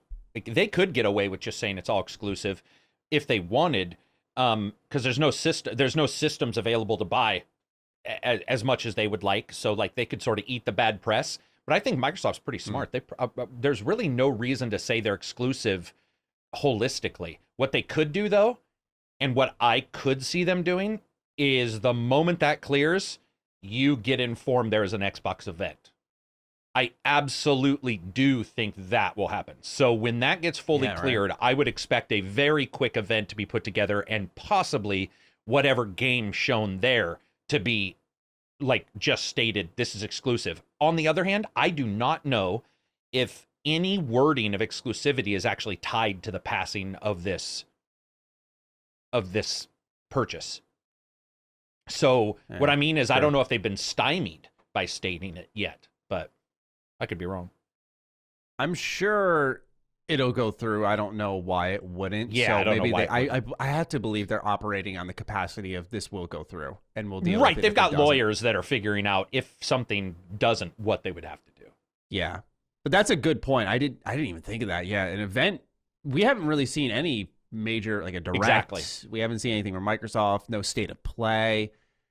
Yeah, I would be very surprised. I would be very not surprised if after this goes through, if we hear something coming in April or May. That would make a lot of sense. It would probably be May. Can you imagine that if they were like, and even if it's just one game, if they're like, stay tuned for the future, and that's it, and you're like, wait, what? Because that, I'm going to guarantee you right now, there isn't a lot from any company where they could state that you would care. Microsoft is one of the few companies right now that if they said, wait for the future, I think people, because I think with Sony, we're already doing some of the, we know with the milestones of what they're doing, and we're all excited about that. I mean, I'm excited about a ton of their games, but I think with Microsoft, you're waiting. So if they were like, stay tuned for the future, I can see a lot of people being like, whoa, what the, I stopped myself from saying, see, that's what I didn't want. I had that coin. I didn't want that to happen. This one coin. But you can do it. You can do it. Nah, that's all right, because then it's not my thought process. But it actually did legitimately sort of confuse me, because it broke my train of thought. Yeah, I would just state that I can't even remember what I was going to say. See, that's the thing I hate. No, see, I don't want that to happen. I want you to You don't curse want it freely. to happen. It's not you. I want You're you not. to You curse have done freely. nothing I've got wrong. these coins. We're going to start to use pens afterwards if you keep it up. I've got a pothole in here. Maddie's gonna have to pull out hair. Yeah, you're gonna have to pull out a hair a piece and count them. I got a picture of my dog. Like, we'll just throw that. What was I? So you were talking about. Now I'm gonna forget, aren't I? Yeah, right. That's bad. That's really bad. We were talking about Bethesda. Oh, the event. An event. Yes. Yeah. So whatever I said prior, I that would be cool to perhaps say, prepare for the future, and then it's Starfield, and they say that one's exclusive. I could see that being a huge motivator for a winter purchase for a lot of fans. Yeah, that's the thing, is how early do you pull that trigger? And because you want to make sure the consoles are in stock for people who hype buy them. Let's be real, they're a company, they're going to operate that way. But you also want to announce it where there's enough time to market it for that winter surge, for the holiday sales. I mean, it's going to be interesting to see have a question for you. Handle it.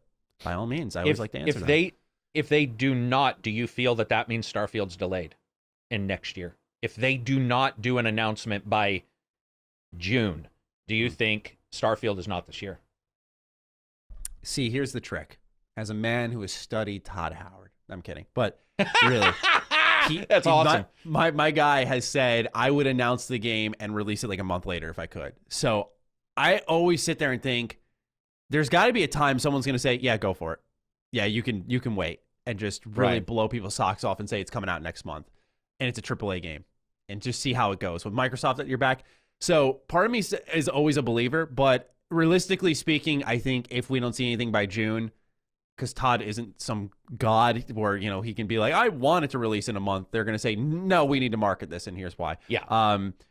I think, June is the cutoff date. If you don't see anything from Bethesda in June, then it's probably not happening in the holiday. That's usually... Man, you and I, dude, we're going to have an interesting fucking podcast. I did it again. There we go. We're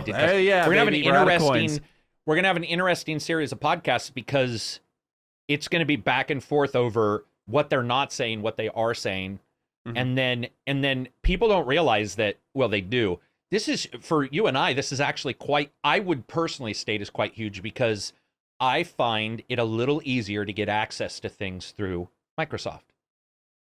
And Bethesda has been notoriously easy overall and great to work with. However, there's been the occasional, title where you're like, what's happening? How are we doing this? And you get a black in cat. My head immediately. I had to fight tooth and nail for that one. Right. So to what I will say is, to consumers, this isn't me blowing wind. I, in a weird way, think one positive is that Microsoft has embraced YouTube to a degree that Sony is not even remotely close to when it comes to influencers, press, YouTubers. You can call them whatever you want. And I think that you'll be seeing people that perhaps, for example, Happy Console Gamer. I don't know if you've ever dealt with him, Johnny. I've never dealt with him, no.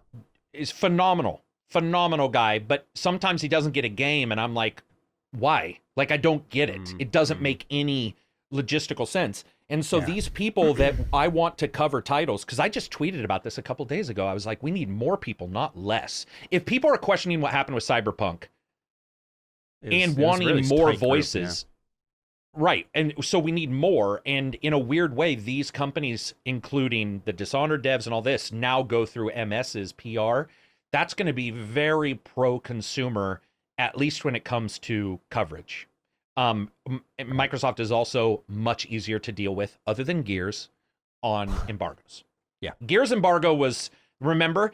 Because that was one where you also couldn't show after a certain level, and that was like meandering through that PR was a bit difficult. Yeah. So hopefully that doesn't happen, but time will tell. Number 5, Bleeding Edge is officially bleeding out. Ninja Theory has confirmed via a post on Twitter that they are no longer bringing updates to the game in an unsurprising move. They tweeted, "With the studio now focusing on our new projects, Senua Saga, Project Mara, and the Insight Project, we have decided there will be no further content updates for Bleeding Edge. The game is still playable on Xbox and PC. Thank you to the fans, and keep teaming up and causing chaos." This stinks, man. I mean, a lot of people were really disappointed with it, like all 5 of their players. I'm sorry. I know it sounds like a dick thing to say. We'll throw dick into the... I said it again. Throw that into the charity jar. But yeah, man, I got to say, I found this very disappointing because I feel they gave up so quick with this. I think it had a lot of potential if they listened to their community, but they moved on from it extremely fast. So I think the numbers on their side must have clearly been very bad compared to what we're just seeing on the outside. You and I've been on a weird, it's not a trend, but like we both like Bloodborne, right? Or not Bloodborne, Battleborn. Oh, yeah, sorry. Battleborn I enjoyed, and it's just now coming to a complete end. We didn't love this, obviously, but we did like Gigantic, which, well, you like Gigantic more than me, but we both like Gigantic. Yeah. And that was one of the first companies ever really dealt with in a PR, like they wanted to discuss openly all their heroes and all this stuff. And it is sort of sad that this is happening because I was told the Insight game is a cyberpunk style game. This Insight, whatever they're talking. I've never heard of it. Yeah, so whether that's true or not, that was like just a rumor kind of thing. I don't think they have a spot that's filled with Bleeding Edge, and I would have liked to have seen them try because I think there's an opening there, but maybe there's not, man. I mean, maybe people just don't move. You know, they put their feet in. They're still playing League of Legends, and that game's like 155 years old. It was played on Abacus and shit in Egypt. Like, that game is ancient. Like, there's probably some kind of writing on a wall somewhere showing that game, and people still play it, right? They won't leave. You play certain games you don't want to leave. Maybe Bleeding Edge is in a niche that people aren't moving. And it feels like that might be true, where like some of these group games, if the zeitgeist isn't perfect, you're done. It's a shame. It's a shame. I didn't play it much, I'll be honest, but I didn't play it much because I thought they were going to update it more. I thought that's what was going to happen. Right, and it wasn't great. You didn't miss a ton. Yeah. Unfortunate. But anyway, wanted to let everyone know. Now, number 6, Xbox continues to roll games into Game Pass, and surprisingly, one is an exclusive again. Now, once again, this is not on the major level. It's not third party. We want to level expectations here because everyone just freaks out when they hear exclusive and Xbox in the same sentence. The following games are arriving across PC, console, and cloud within the first 2 weeks of February. We have Prison Architect, which is available now on PC Game Pass. Ghost of a Tale, which is coming February 4th on PC Game Pass. Project Winter on Android, console, and PC Game Pass February 4th. Good game. The Falconeer is the exclusive title, which is on Android, console, and PC Game Pass. There's Final Fantasy XII, The Zodiac Age on console and PC Game Pass. That's February 11th. That doesn't matter. Don't play that game. It's terrible. Jurassic World Evolution, Android and console, February 11th. And then Stealth Inc. 2, A Game of Clones, Android and console, February 11th.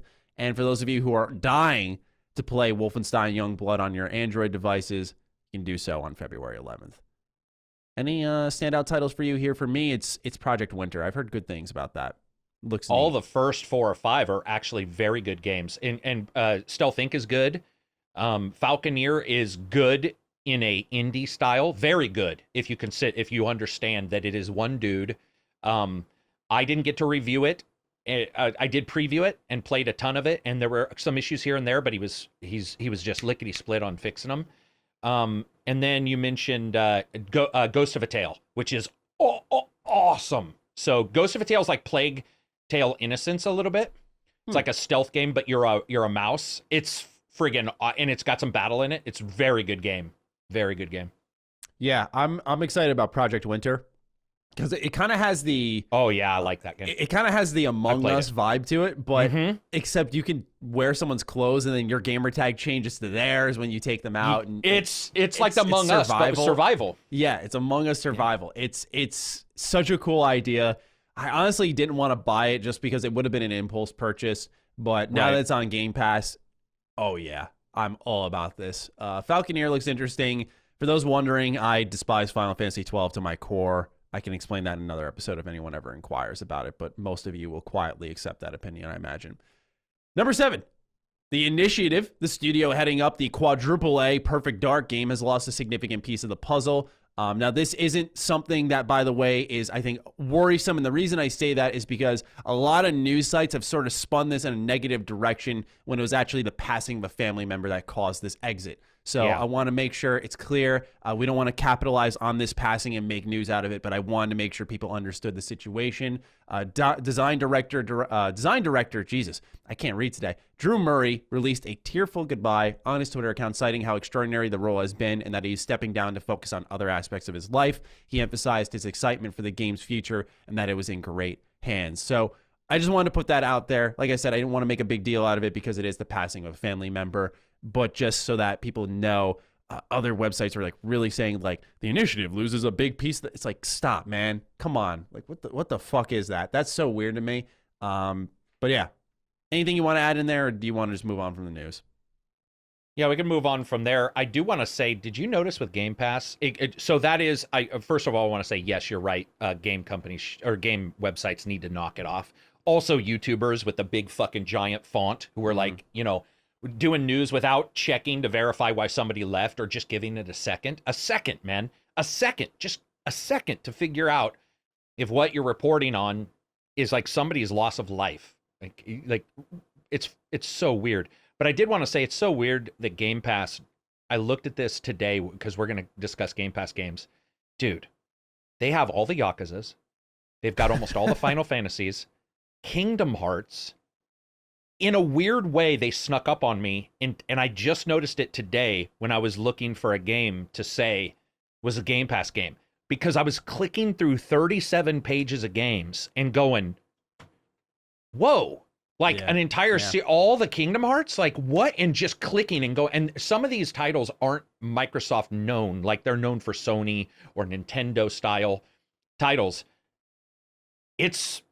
Dude, anybody listening, go to Game Pass. Even if you're not a Xbox fan, go to Game Pass and look at Game Pass games and start clicking through the games. And I guarantee you there's a high chance you're going to go, wait, what?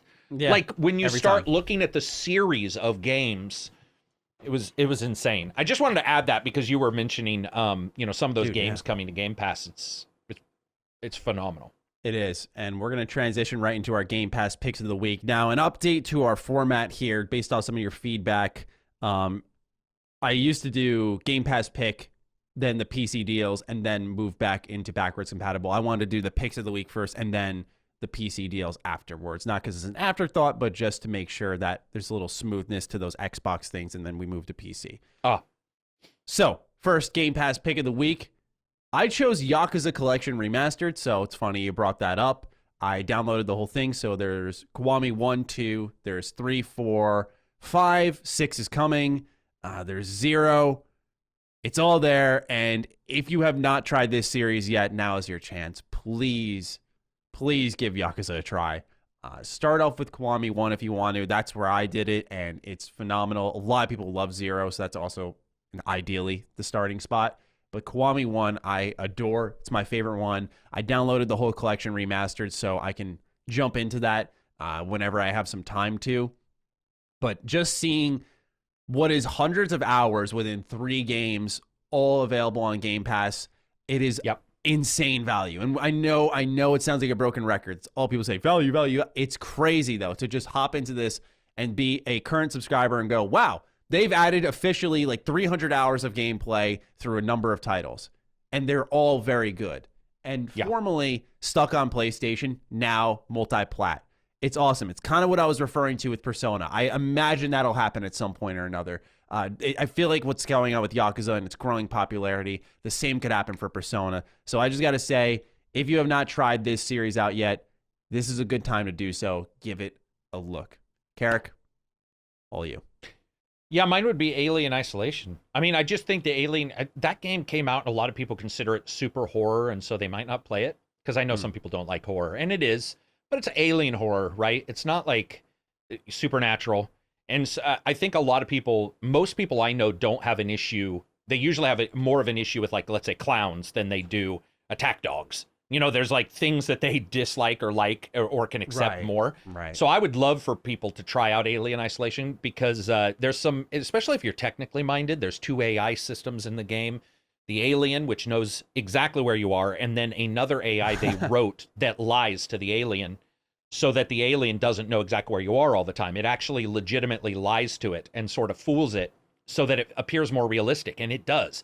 There are some crazy things that happen in Alien Isolation that make you feel like you're going against a living creature, a creature that when you fool it or when you're fooled feels more tangible than most games, which we're covering some stealth games in the next couple of weeks, and I've played some with some pretty bad AI.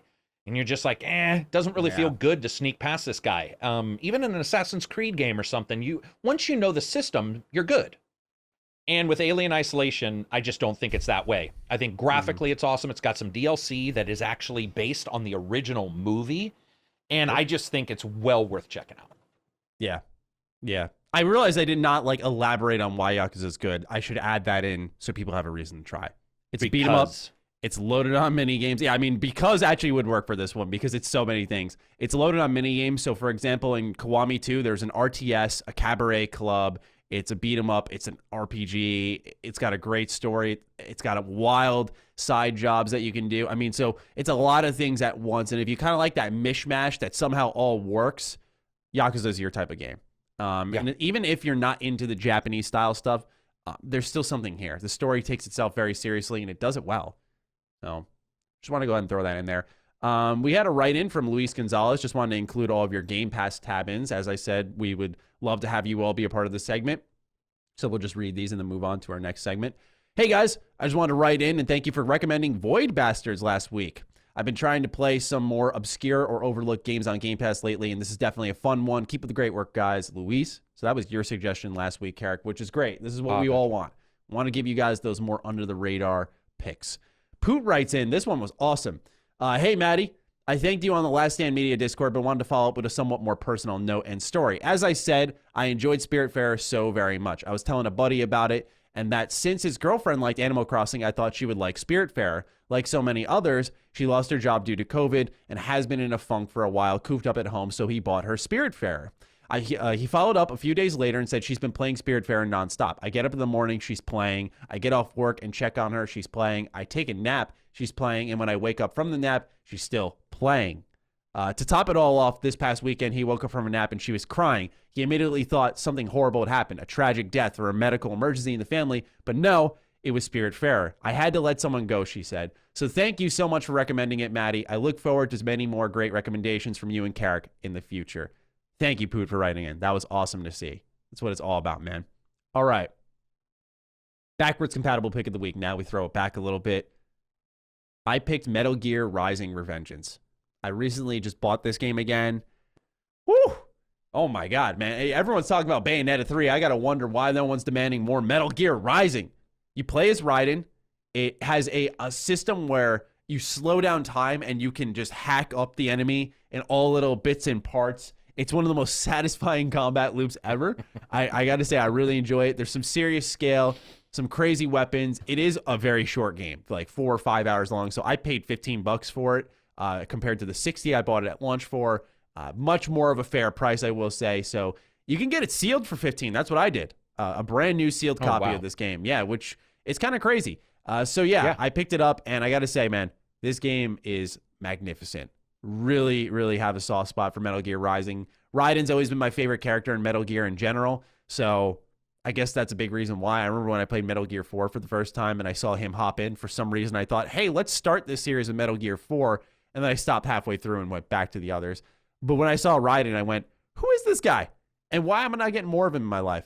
And it's why Metal Gear 2 is my favorite. Metal Gear Solid 2. So, yeah, big time fan of Rising: Revengeance. Highly recommended if you're looking for a nice beat 'em up. Great back compat pick there. Carrick, Well, you, man. That game is the worst named game, though. Revenge. It reminds me of that Returnal game Sony's releasing. Yeah, it just sounds Revengeance. It sounds like a remake or a remaster. It does. And I played it. I actually like that game. The cutting that you were talking about reminded me of like the bullet time YouTube channels where they show like, you know, a bullet go through like gelatin or something because you're just smashing this guy and he's still in the air. And you're like, and you can just sit there until that energy, if you upgrade your character enough, like that energy just moves like a snail's pace, so you could just keep hacking them to dust. It's like cutting up a watermelon on one of those websites. So there's that one is pretty good. Mine is Force Unleashed, just because I know a lot of people are getting back into Star Wars, and I think with Force Unleashed, people didn't know what to take of it. And you're like, I know a lot of people aren't into that style of game because it's not necessarily. I don't know what you'd describe that gameplay like, 2.5D, 3D at times. And I think some people they saw that character and they were like, I'm not really into this. Even though it sold well, I know that almost everybody I talked to hasn't played it. Almost everybody, in fact, hasn't played it. And isn't really interested in, isn't really interested in returning to it. And I would say, it's definitely worth getting into because they're solid at minimum. And then they've got some cool stories if you buy into it. So there's really no negative for jumping into it. And I thought the Force powers were pretty cool. The story, a little bit goofy, but it's a full story like Jedi Unleashed. Like it's a full, I think that was another thing. A lot of people I talked to thought that was like a cutscene at the starting and at the ending, and the rest was an arcade game. Matter of fact, I would say most people I talked to were thinking that. And it's like, no, dude, there's a full story. Like cutscenes, it's basically, in fact, if you liked Force Unleashed, I would say, or not Force Unleashed, but Jedi Fallen Order, you should certainly check out Force Unleashed because they are that side character, lightsaber fighting dude who's not held to the same canon as everybody else is, and they're pretty fun.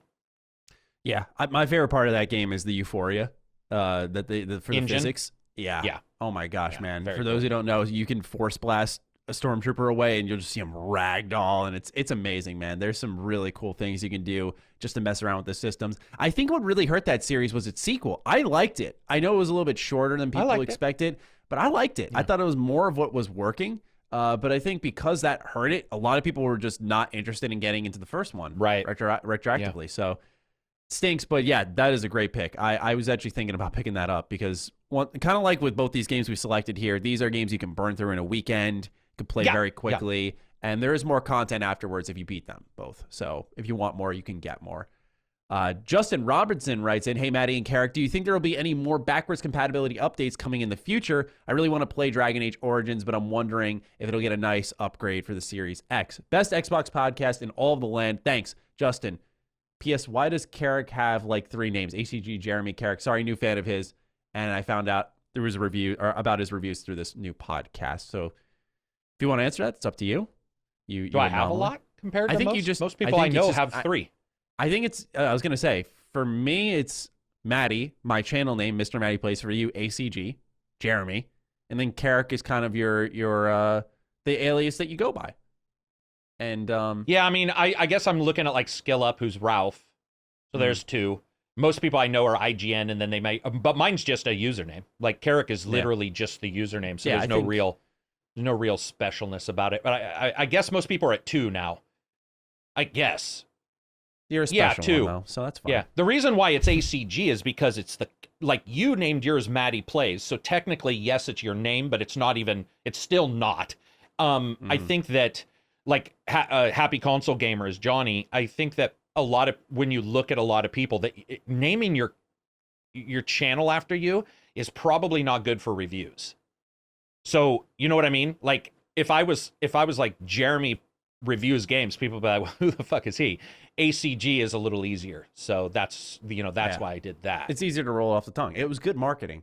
All right, I'm digging to the bottom of the barrel here on things I can put in this cup. So I'm going to use my glasses cover case here. Wait, did somebody cuss? You did. No, I didn't. When? What did I say? You dropped what the letter? F-bomb. Oh dear. See, that's the first time, dude.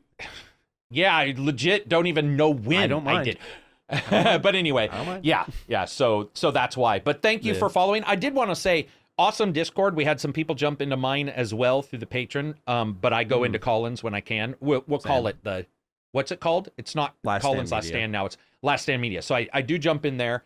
Fun Discords overall. And I do want to say thank you, everybody, for understanding that though I am absolutely, unbelievably belligerent, you don't take it personally. Because I came in there on fire. I was like, you know what? That's the way I do it in my Discord. And people were like, dude, you just razzing on people. And I'm like, yeah, thank God these guys understand it's absolutely a joke. Or most of the time trying to make sure people's opinions are concrete on whatever they're thinking. Yeah. Great Discord. It's been really cool. It's been really cool. I agree. Justin, as for Origins, just go ahead and play it. I don't know if they're going to do any updates. Yeah, right. Go ahead and play it. Honestly, I know that they said they're looking into adding more back compat titles. They said that in October that they're planning to do more. It's just licensing and stuff they're leaping through. But if there's an upgrade, I don't think it'll be anything substantial enough to say, oh, you gotta play this game right now. It'll probably be like a bonus in res. And honestly, based on what we're seeing with Mass Effect, if they upgrade Origins, it'll probably be more substantial, and it'll have to be something you pay for, and it'll be a big release. So that's how I view it. Go ahead, play Origins. You're safe. Okay. We're doing PC Deals of the Week a little bit different this time. We got 2 questions that Chai as well as Zach wrote in. And I got to be transparent. I really struggled to find some good deals this week, and I didn't want to shovel stuff into this segment if there weren't good deals available. So I apologize if things are a little vacant this time. All I found was an Asus 28-inch 4K monitor. It's a gaming monitor. It is a TN monitor, so do know that. It's at B&H Photo for $260, which I thought was a pretty good deal. For those who don't know, TN gaming monitors have worse view angles, so that's kind of the trade-off. But for a 28-inch 4K monitor, not too bad, especially from a good company like Asus. Also, the Steam Game Festival for 2021 has begun. It features hundreds of demos for upcoming games across all genres. So do give that a look. But like I said, very light on the actual deals this week. I do apologize, but I looked on every website I usually go to, and even in clearance, I couldn't find stuff that I thought was, oh, that's a pretty good suggestion. It was stuff that they were just throwing out. So let's start off with Chai. Carrick and Maddie call me Chai. Welcome to the Last Stand family. I love my Series X, and your recommendations are awesome. Thank you.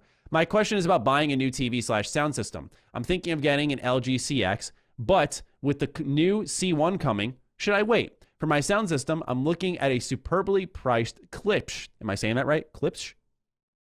Pretty close. Yeah. Pretty close? Close enough. I mean, right. You're within the range of mistakes.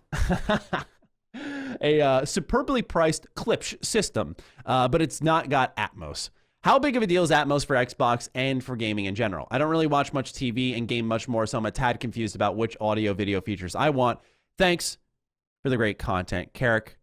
I figured, as always, I could pass something like this off to you if you could guide someone a little bit.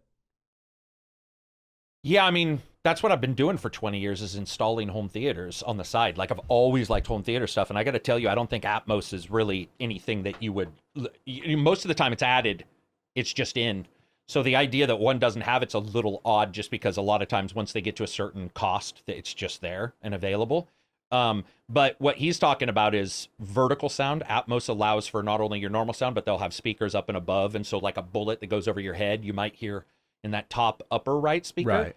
But a lot of games don't support that stuff. And what you get is a software version of it, which even though Atmos is technically already software, it's like it tries to fool you a little bit like those headphones you buy that are like 7.1 sound. And you're all, not really. So I would say don't worry about it too much. As for waiting, absolutely. Anytime anybody talks about buying a TV right now, I'm like, don't. This is what I do. Sell TVs, test TVs for companies. Do not buy a TV right now. Do not buy a TV. Wait, because either the ones that you want will lower in price or the new ones will be announced with 2.1 HDMI and the stuff that you need to take advantage of the new systems and fix HDR, make it easier for people, which they're trying to do. Wait. Yes, wait. Yeah. At least 3 to 6 months if you can. As someone who bought a new TV before the new consoles came out, I would say wait. The options are slim. What's there is very expensive, and there's always a trade-off. Yeah, there is. Always. Like the X900H is what I bought, and and it's a great TV, especially for its price. But now I don't know if this has changed, but on their updated specs on the website, they were going to add some stuff through firmware. They dropped it. They have now dropped. So I bought a TV expecting some features. I think it was something to do with the it was refresh VRR, rate. wasn't it? I think it was variable refresh rate. Yeah, and that's pretty big. So they dropped that. So yeah, I would say definitely don't buy expecting features. That was my mistake. I still am happy with it. I love my TV, but yeah, it was one of those things where I went, shouldn't have bought it right away. So ouch. Right. Learn from me, Chai. Zach Bryce writes in, hey guys, I think a few episodes ago, ACG was talking about TVs and I wanted to know more, so naturally I subscribed to his YouTube, but maybe I'm a fool. I can't find any videos regarding TVs at all. Just curious where I can learn more from this wise man. Thanks for the great show, fellas. Keep it up. So Zach just wants to know if you got any TV content or... He called me out for my bad SEO because I'm really good at really bad at naming videos. If you look for HDR and you look for a series of videos I do called WHY ? Those will have stuff. I did an HDR primer and a couple others, but it's sadly enough mostly in the podcasts, in like the ACG, the Friday podcast on Twitch, or with you. Like when I jumped in with you and Lone and we were all talking about stuff, that's when it comes out a lot of times, but specific videos, not so much. Okay. So there you are, Zach. And with that, we move into our 5 ending questions, which once again, you can submit through patreon.com/laststandmedia. Robbie Agnew is our first write-in. Hey, fellas, do you think that Microsoft should create a way to revert back to the retro/original UI configurations?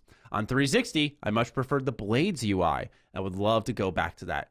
Have a great day, Robbie. Is Robbie a maniac? I'll be right back. Okay. Is Robbie what? Is he a maniac for that? Yeah, I want to talk about that, but I'll be right back. Yeah, definitely a little. Yeah, a little. Okay, I was just making sure. I read this and I thought to myself, do people actually want that? So I think the Blades UI is it's a thing you see on the internet and you go, oh man, you remember that? Yeah, that was pretty cool. I'm not saying Xbox UI is perfect by any stretch of the imagination, but I think it's far better. For me, the Blades UI, it holds a special place in my heart. I love those times. Brings me back to middle school, high school, early high school for sure. I remember it very fondly. But I just feel like the tiles and being able to pin stuff on the home screen, I prefer that vastly. I know you're not asking me, Robbie. You're saying, should they create a way to revert back? It takes a lot of effort and a lot of time that Microsoft could probably spend it on other things. Where does it hurt to have other UI options? Probably not. And if they added it, would I turn this on just for nostalgia's sake? Yes, but I think what they have now is much better. It reminds me a lot of just pressing the start button on Windows, and I got all those tiles there. I have them segmented. Like I have a content section, I have a video making section, I have a writing section, and just boom, it's all right there. So what Xbox Series X and S has right now, as well as One, I prefer that a lot because what I care about, I can pin. What I don't care about, I can throw in the trash or I can get rid of from my home screen. And so it's not just stuff loading up that home menu. The reason I say that is because I think of iPhones. Every time I get a new phone, I have to reorganize the apps, or when I got this iPad actually for this show, so I could keep the all of my notes for my videos as well as this more organized. I literally make a folder. I remember there was a time, I think you can just delete them now. There's a time you couldn't delete certain apps off the iPhone, and so I would literally make a folder called crap, and I would just throw it in there.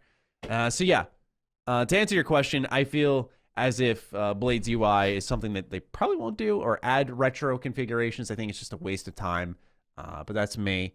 Robbie, you're a maniac in my eyes. Eric, what do you make of this? Yeah, I mean, I think that's a little bit like people who like CRTs, like old TVs and stuff versus the new ones. Dude, just get the HDMI adapter. Come on. I can't stand that. My friend's like that. I can't stand that. He's like, there's input lag on your PS2. Who are you playing competitively? Stop. Yeah, right. Stop. On just your ancient system that can't go online. I like Blades. I get why people liked it, and I still have an old Xbox that's not updated and is on Blades, and I don't. Like the last time we messed around with it, we were recording some video and I played with it. I get why people like it. And Xbox's tiles, I think, are bothersome to people because it is set up in a mouse way. If you think about it, something quicker. It's almost like Destiny's UI as an OS where things are slower than they probably should be. But I think onomatopoeia works for the Xbox, meaning it is what it is. I see where I'm going. It works. Blades was actually pretty hidden. I just recently looked at it, and Blades looks like it's all right there, but it's a little bit like PS5, where you go there and then you're like dialing again down and then sideways again, and it starts being a little messy. Yeah. All right. Gavin Alexander writes in, "Hey, dude bros. I was thinking about the launch lineup of the Xbox One recently and reminisced about my time with the original Titanfall. Regardless of the first game not containing an actual campaign, Titanfall and Titanfall 2 are some of my favorite multiplayer titles ever. Do you think we'll ever see a true return to this series after seeing how Apex Legends became so popular? I would happily pay a full $70 for Titanfall 3 in a heartbeat, and I so desperately hope that Respawn will someday return to this series in earnest. What do you guys think? As usual, thank you for all you do." Thank you, Gavin. I gotta say, man, I don't think it happens because Apex is a part of that Titanfall universe.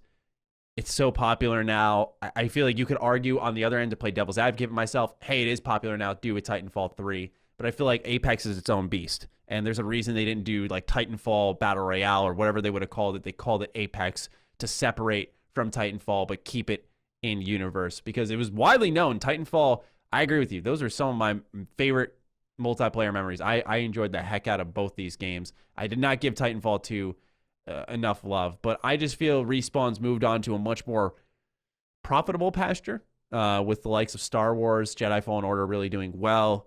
They made, they accomplished making probably the biggest VR game in the terms of file size I've seen in my life with Medal of Honor Above and Beyond, which was 300 and something gigabytes to install. So for those of you out there who have played that, please do let me know how it is. But I feel like maybe their days with Titanfall are done. I know we can argue 2 got buried because of Battlefield 1 and its hype, and it could have done better. But I feel like it's also had a late resurgence at the same time. And so if they do it, I think there will be excitement, but I don't know how well it will do. And I think Apex is a strong reason as to why they won't. That's just how I look at it, though. Yeah, I get why somebody likes Titanfall. Jumping in and out of robots and having a robot be your guard dog is pretty impressive. It's an impressive idea. It worked really well. It worked really well. And Titanfall 2 actually had the AI, which was also running around, so it didn't feel like that thing where like there's 5 guys on the. It felt like there was a ton of people, and you sort of had to. You never died from them, but you would get a little damage from them, and so it would feel like you had to watch out what you were doing. But Titanfall 2 sold worse than 1, and there's no reason for them to look back and say, let's possibly find out if maybe this was affected by its release time and how much it was versus let's just move on. But I do hope those gameplay mechanics move on in some way. Like, for example, whatever games they do next, like I would like for them to, let's say, have Star Wars, the AT-AT, the smaller ones, the ATST. Is that what that? Yeah. What if you could jump in and out of those or battle on it? What, like taking the ideas of Titanfall and moving it forward. Because I think their ideas were sound, like very sound. It just it didn't resonate with sellers like as much as you would expect. Yeah. And I just feel like it's just an unfortunate case of how it all happened. Titanfall 1 was stuck on Xbox One when it was really struggling the early goings. Then you've got Titanfall 2, which is multi-plat, but it does worse, I think, because it was buried. It wasn't marketed enough. And so it became this tremendous flop that was a great game. I just feel like it was a mismanaged franchise from the start. So I think it will just remain as Apex Legends. And maybe because here's the thing. We talked about cannibalizing player base. Yeah, we talked about cannibalizing player bases a little bit with Mass Effect in the future. And I feel like that same thought process applies here. I feel like you're right. I feel like you hurt Apex Legends by bringing a Titanfall 3 out and saying, hey, this is more of that. So I don't think they do it. Ryan Matney writes in, hey, fellas, Matty, I know you're an RPG lover. I've been thinking about buying Blue Dragon. I know it originally came out on Xbox 360, but do you think it's worth buying and playing today? Also, can you both recommend some other good RPGs on Xbox? Loving the show. Keep that awesome content coming. Hope both of you have an awesome week. Okay, Ryan. I wish you a fine week. Ryan stepped it up. Ryan stepped it up to awesome. Thank you. Yeah. All right. So to answer your first question about Blue Dragon, I own this game now. I have not played it. I bought it purely based off art style. Akira Toriyama did the art for this game. So for those who only play games, you'll recognize him and his work in Dragon Quest. For those who have watched anime, Dragon Ball is his most popular work. So he handled a lot of the art here for Blue Dragon. And it looks appealing. It's got a really cool mechanic where you can have like enemy mob battles string together, which I really liked. It's something that I really don't know why it didn't make its way into Lost Odyssey, because that's a game that could have 100% used it. But yeah, Blue Dragon has this great mechanic where, like I said, you can, let's say you find a mob enemy in the field, you can bring them next to another and you can do a double battle with all of them. So you can double your XP, your gains, your grinding is cut down. I have heard that Blue Dragon isn't as aged as well, but I have yet to play it. I do want to, because I love what Mistwalker has done. I'm a huge fan of Lost Odyssey. And what's interesting is if you like Blue Dragon, there is more. It's just a little hard to find. They did a show, I'm pretty sure, for it. They definitely did DS games afterwards. So there was a lot of Blue Dragon there for you to play. One of the DS games, very rare. So you can give it a shot, I think, safely. I've heard some good things. Just I know it's kind of a standard RPG fare in some manner. So I loved it, but it is standard. The thing you're talking about, the battle system, was awesome because it did feel like instead of 1, 2, 3, you could do this weird thing where you like figure eighted them all and kited them, almost like an MMO in a way. And in fact, that is what it was like an MMO where you kite a bunch of enemies to one battle, and you normally wouldn't get that. I thought it was good. And with the aging thing, if you're already talking about Blue Dragon, you already know it's pretty old. So I would say the only aging thing is it's an RPG from those days. You do need to be prepared that it doesn't have other than that, it doesn't have the quality of life improvements you might be aware of that occur now. I liked it. Absolutely. I think it's great. It looks great. And so I would say give it a shot. Just go in with level expectations. I hype up Lost Odyssey because I think that legitimately is a game that you could pass nowadays and say, yeah, this is a game that came out 2 years ago. It's that good and it looks that great in a lot of ways, especially on Series X, man. I mean, just what a phenomenal game. Can't suggest that enough. So that would be my other one. Ryan, I imagine you've played that if you're looking into Blue Dragon. Other Xbox RPGs, I'm imagining you're looking at Series X back compat. Sorry, what was it? Grandia? Did you ever play Grandia or Grandia 1 and 2? Did you ever play those? They were Dreamcast originally. They released a collection, right? I believe so. I believe they're available, and I can only tell you I enjoyed the shit out of those RPGs. Right. So if they're available on Xbox, I would wholeheartedly say to get those. Okay. I'm going to say if you have a 360 hooked up, look into Operation Darkness. It's a World War II werewolf zombies game with anime in it, and it is such a wild idea. It comes from Atlas, exclusive to 360, not back compat, sadly, on Series X or S, but it is such a strange game, but it is awesome. It's kind of got Fire Emblem elements, so when people die, you can have them die permanently. They do unfortunately come with that sad piece of, well, if a particular character dies, it's mission over no matter how deep you are. So that is there. So it's a pretty crunchy game, but it's one that I really like. As for other RPGs on Xbox, I'm trying to run through my brain here. Infinite Undiscovery is a good action RPG. It's a JRPG as well. What's really neat about this game is, especially for the 360, the fact that you could run around these open hub spaces, and all these games we mentioned, you fade into a battle. This is just action. It's kind of like Tales for Xbox, and it's got a pretty good universe. So give that a look. I really enjoyed that game. Yeah. Another RPG. So I'm looking for the name. So is Infinite Undiscovery? You and I have absolutely talked about this before, but is it the one where when you're in a battle, as you're choosing what to do, the enemies are still fighting behind you, and so it looks like the battle is continuing? Or is that a different game? I think that might be Lost Odyssey, where things are happening. It's Lost Odyssey for sure does it, but this game was known, like one of the major things was this bar that went back and forth for power. And you would see enemies in the battlefield fully going at it. And there's another game that... Oh, when you do like sieges? Are you talking about that in Infinite Undiscovery? Because there was a part where you had to like attack a castle, and you had to use cannons to shoot the castle walls, and you have to defeat enemies. And no, this was all the time, because I remember you'd be seeing them fighting and it felt alive because they were moving. And a little bit like, remember how Yakuza, the new Yakuza, would have enemies moving in and out of range and dancing and stuff as you were. It was like that, but it was called. Oh my God, what is that? I don't know. So there was Infinite Undiscovery, Blue Dragon. There was the one we like, Operation Darkness, and then there was Operation Darkness, the big one we just talked about, where you're living forever. Spectral Force 3, that's a really off the wall one, but I know that's exclusive. Oh my God, man, this is gonna. So Grandia also is for Xbox. It's the HD collection, so you can check that out. And then Infinite, let me check, because this game... Infinite Action, I don't remember a bar at all. I know what you're talking about now. Final Fantasy 13 did that. I mean, is that what you might be thinking of? Wouldn't be a Final Fantasy, because at this time, I think I was... Remnant... No, sorry. Not the last Remnant? It wasn't Remnant from the Ashes 2. It popped up as... the moment I hit that, it popped up as...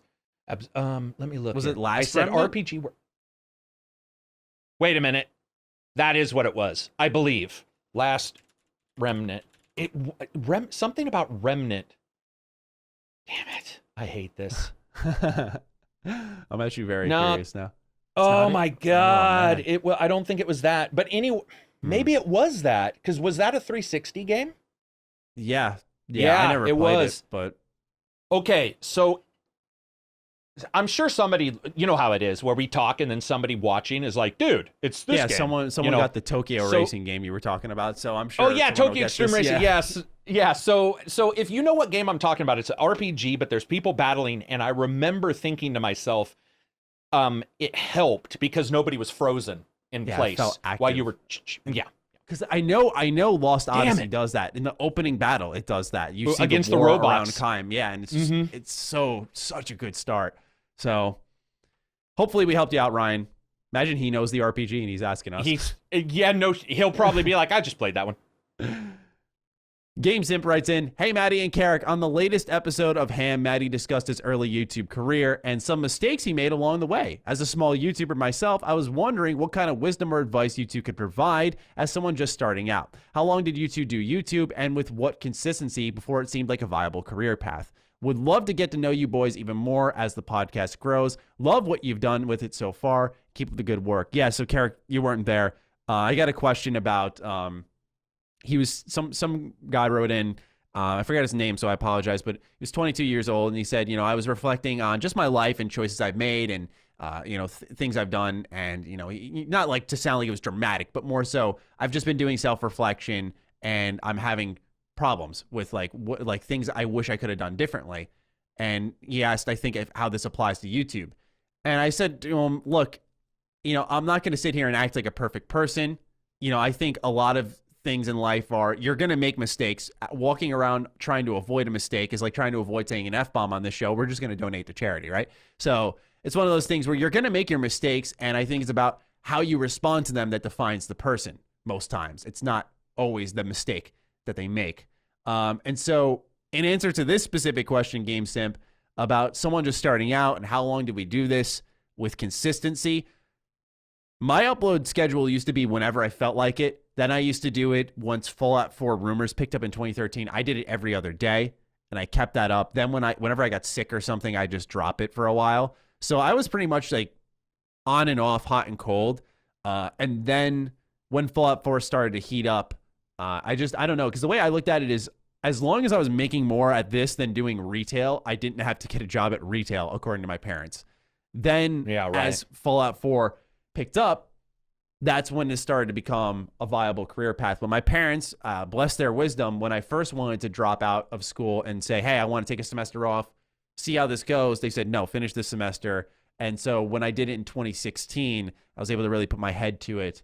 That was definitely the right time because kind of I had accomplished an associate's degree, nothing special, by the way. But I at least had a degree to just walk away with and say, okay, I've done this, now this. So yeah, I would just say, honestly, it's one of those things where you got to stick with it to some extent. I kept shaking away at it, hoping one day you kind of crack through.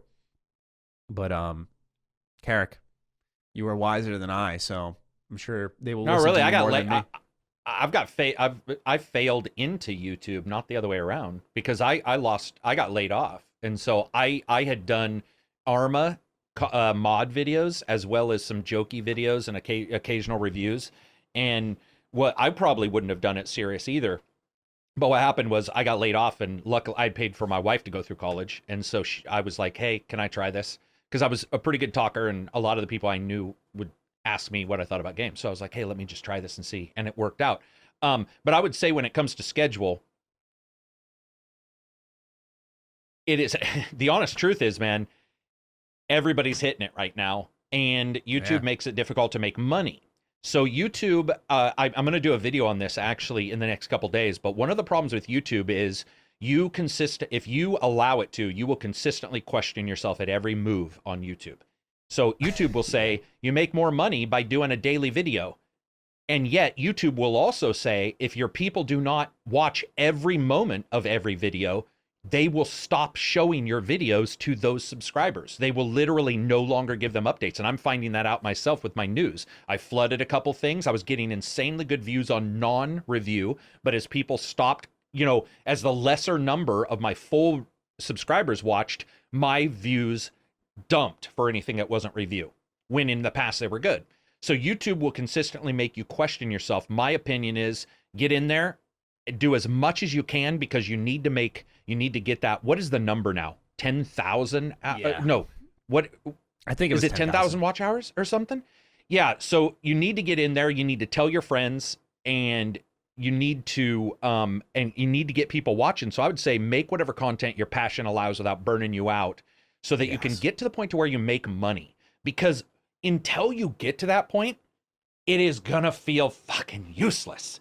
I had retirement. I took out my retirement that I had. Dude, it sucks. It sucks to go, well, I got to work towards getting paid, because YouTube just gets away with it. YouTube gets all that content free until you get paid. It's so weird. It's like, I don't want to say slavery, because that's such a bad comparison, because one is so much worse than the other. But what I mean is, it is, though, free in labor. The fact that, or an internship with you getting nothing. Right?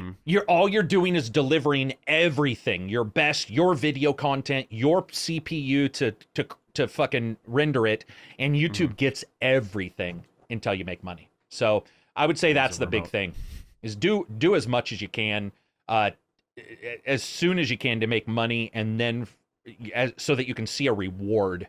Other than that, don't burn out your passion, because that's a big one, man. You'll see people who burn out their passion pretty quick. It's happened to me. It's happened to Maddie. Or you'll be passionate about something that doesn't do good, and you have to sit down and have a really uncomfortable conversation and say, because it's not like a book. Most of these videos will never suddenly gain traction 5 years later. So you have to sort of go, do I want to continue making something that maybe super small people will ever see? Or do I want to intersperse it with big things? Yeah, dude. I mean, and the other issue is that YouTube now has this new thing on your creator studio that it's actually damaging. It's 100% damaging. Oh, it's damaging. So, are we going to talk about how it tells you suck? Yeah, absolutely. So what happens is you'll upload a video, and YouTube has a 1 to 10 ranking system. And so they'll look at your last 10 uploads, and it will rank you. So when it's number 1, which my video on Mass Effect I just did, it's like you feel so good. And when you see anything, I'd say above 5 in my case, your first feeling is, even if you've done really well, it's such a ass-backward system, it's damaging, and they need to remove it or change it. Because what'll happen is it does not account for, let's say your channel is doing very well. You are surging, you are soaring, even if you're not exploding. You are doing well, and the system will tell you you are not, so you feel like you've got to change something. It is something I've grown to just ignore, because, yeah, if it's the top 5, that's great. If it's not, all I do is, do I change this title? Do I change this thumbnail? That's it. Content stays as is. But some people live or die by this thing, man, and I can't blame them, because it's a system that is designed to, when you hit number 1, it literally does these explosions of happiness. You've done it. You're great. You're successful. And you have all these up green arrows everywhere. It is literally almost like the back and forth that someone may experience with gambling. I know that may cut deeper, but it really would represent something like that winning and failing. Maybe I'll try this. Oh, it worked. Wow. Yeah, like that is how it feels. And it is something else, man. So Yeah, I'm talking about the worst part system for me, the verbal one. Or not the verbal, sorry, but the written. If you go into your dashboard, so I get your numbers thing, but because I do reviews, IGN always beats me. So I'm never going to be number one. Like, it's just not going to happen. Yeah. So, like, I see it occasionally when I do, like, a news video or a freak-out video. But, dude, Maddie, they stated we do not want to show real-time subscribers because it makes you depressed. People told us. Now, I don't know who these people were, but that makes no sense compared to what they added, which is a sentence that tells you with, like, mathematical clarity how shitty you're doing. It'll be like, this video is not being watched by the people who subscribe to you or by the people who aren't subscribed to you. They're not watching it as long and they're not clicking on it as much. And you're just reading this going like, what the hell? And it's in like, it's right there. You can't, I'll click in and I'll be like, here we go. And sometimes it'll be like, hey man, more people are engaging. But as Maddie said, the better you do, if you do something you love and it doesn't do well, or your people say, hey, do this video and you know it won't do well, you'll post it. But guess what? YouTube doesn't know why you did it. YouTube still thinks you screwed up. So YouTube will tell you screwed up on a video your own people and subscribers ask for. It is... Yeah, it's weird. I don't believe in damaging, but that's damaging. Like, I normally wouldn't say that, but Maddie's right. It's harsh. It's harsh. Yeah. So hopefully that helped, GameSimp. Little look on the inside there. And Linz is our final question of the show. Hey, gentlemen, hope all is mediocre for you. I like that. My question this week is about Hitman 3 and whether it's a sign of things to come for Xbox. Not only does Hitman run at a higher resolution than PS5, but recently mentioned they are working on implementing ray tracing for the PC and Xbox versions of the game, with no mention yet of PS5. Is this a sign of developers beginning to understand the Xbox architecture and utilizing its power advantage to get the best out of its games? And finally, making Xbox live up to the most powerful machine moniker. Loving the show, guys, and best wishes from Rainy Wales. Yeah, so this is interesting, especially because it's one of those cases where it didn't have the Xbox promotion next to it. It was one of those situations where we have a game here that just came out and it's doing better performance-wise on Xbox. I'll admit I haven't done major research like a Digital Foundry video to see exactly how well this game performs in comparison, how great it looks in comparison. I don't know if you have. I have. You have. What do you think? Is this comment spot on? No.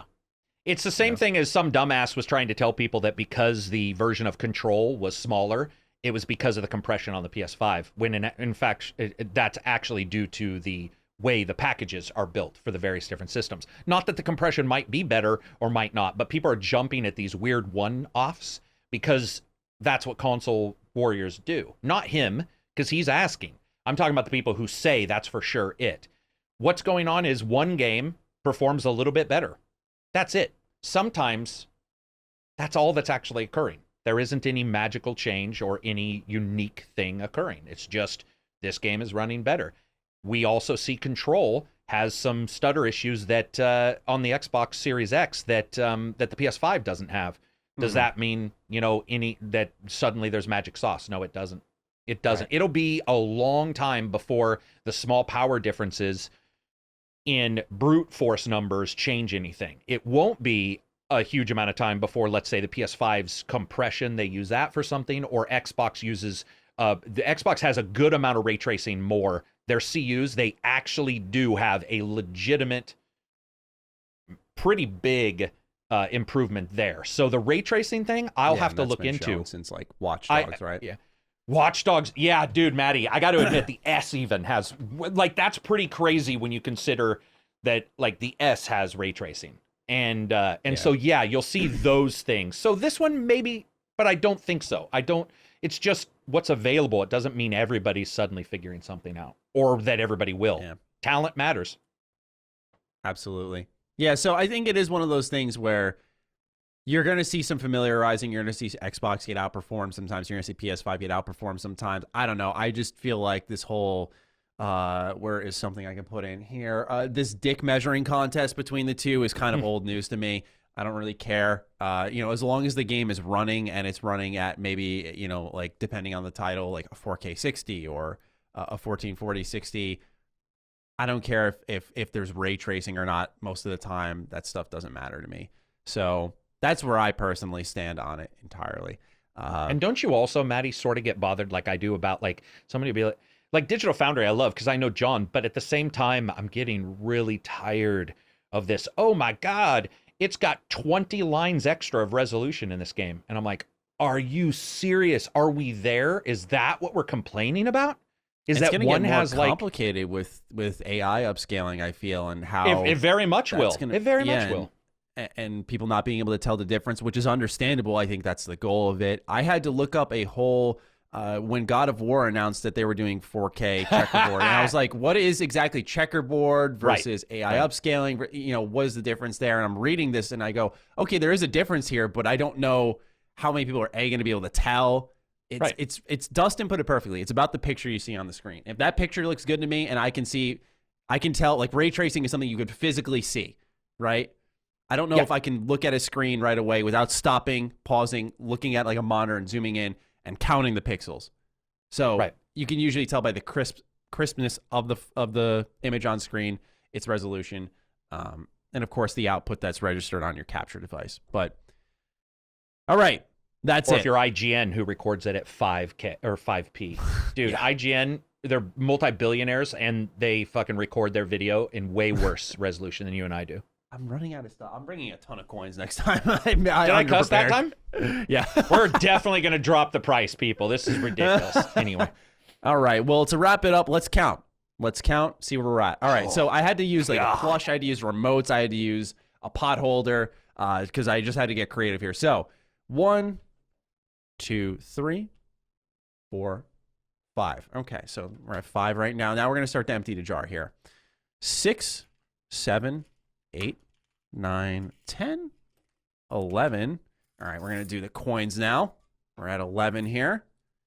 12, 13, 14, 15, 16. Wow, 17, 18, 19, 20, 21, 2, 3, 4, 5. Okay, so $50 this episode. Huh. So we're at 25 times that a cuss word. 20 what? That was just for the this doesn't count. That was just for shit and fuck. Okay, so for those that's not as bad as I thought for a 2-hour podcast. Really? I didn't think that was that bad.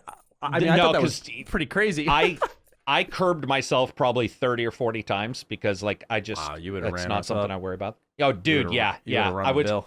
Well, I mean, even it's so weird because I want to say it and I just noticed I was stuttering even trying to explain that I wanted to say it because I was going to say it out loud. I think that's one of the issues with like if we're gonna keep the massive cursing, we're definitely dropping the price. It down to $1. I just want to see what the audience thinks of this. If they think it's stupid and like weird, then we just won't do it at all. I think it's fun, but people need to prepare that in the end, at least for me, we're already curbed to the point to where I mean I am too, bro. I gotta say I don't think people realize because I don't curse in my videos because of YouTube, but I curse a ton. I mean that is true. Behind the scenes, when you're mad about something. Yeah, I am from New York, is true. So, you know, it's one of those things where. Did you get your water? Yes, got 2 bottles here, and then we got $20 of water. Woo-hoo! Yeah, $20 of water out of 6 bottles and a delivery fee, and I don't know. Maybe they put something special in it for me too because I don't know why it'd be that much. But anyway, thank you all so much for listening to episode 5 of Defining Duke. That was a good episode. And with that, it's time to wrap this up. If you got this far, you're listening in, you want to share some of that love on Twitter at G27status, at Jeremy Penter. You can use the hashtag Defining Duke. Let us know what you think. Otherwise, we're looking forward to your thoughts, feedback, questions, ideas, all that stuff for next week's episode where who knows what happens. So with that, time to wrap it up, and we'll see you all next week. Peace out. Defining Duke, an Xbox podcast, is a product and trademark of Last Stand Media and Collins Last Stand LLC and is recorded from the good old USA. The show was conceived by Matthew Mr. Matty Plays Schroeder and me, Colin Moriarty, and is written and produced by Matthew Schroeder. Matty's co-host is Jeremy ACG Penter. Defining Duke's executive producer is Dustin Furman, and the show is edited by associate producer Ben Smith. As you know, all of Last Stand Media's shows, including Defining Duke, are fan-funded on Patreon at patreon.com/laststandmedia. The following names are at the producer support level or higher on Patreon, and we're grateful for your kindness and generosity.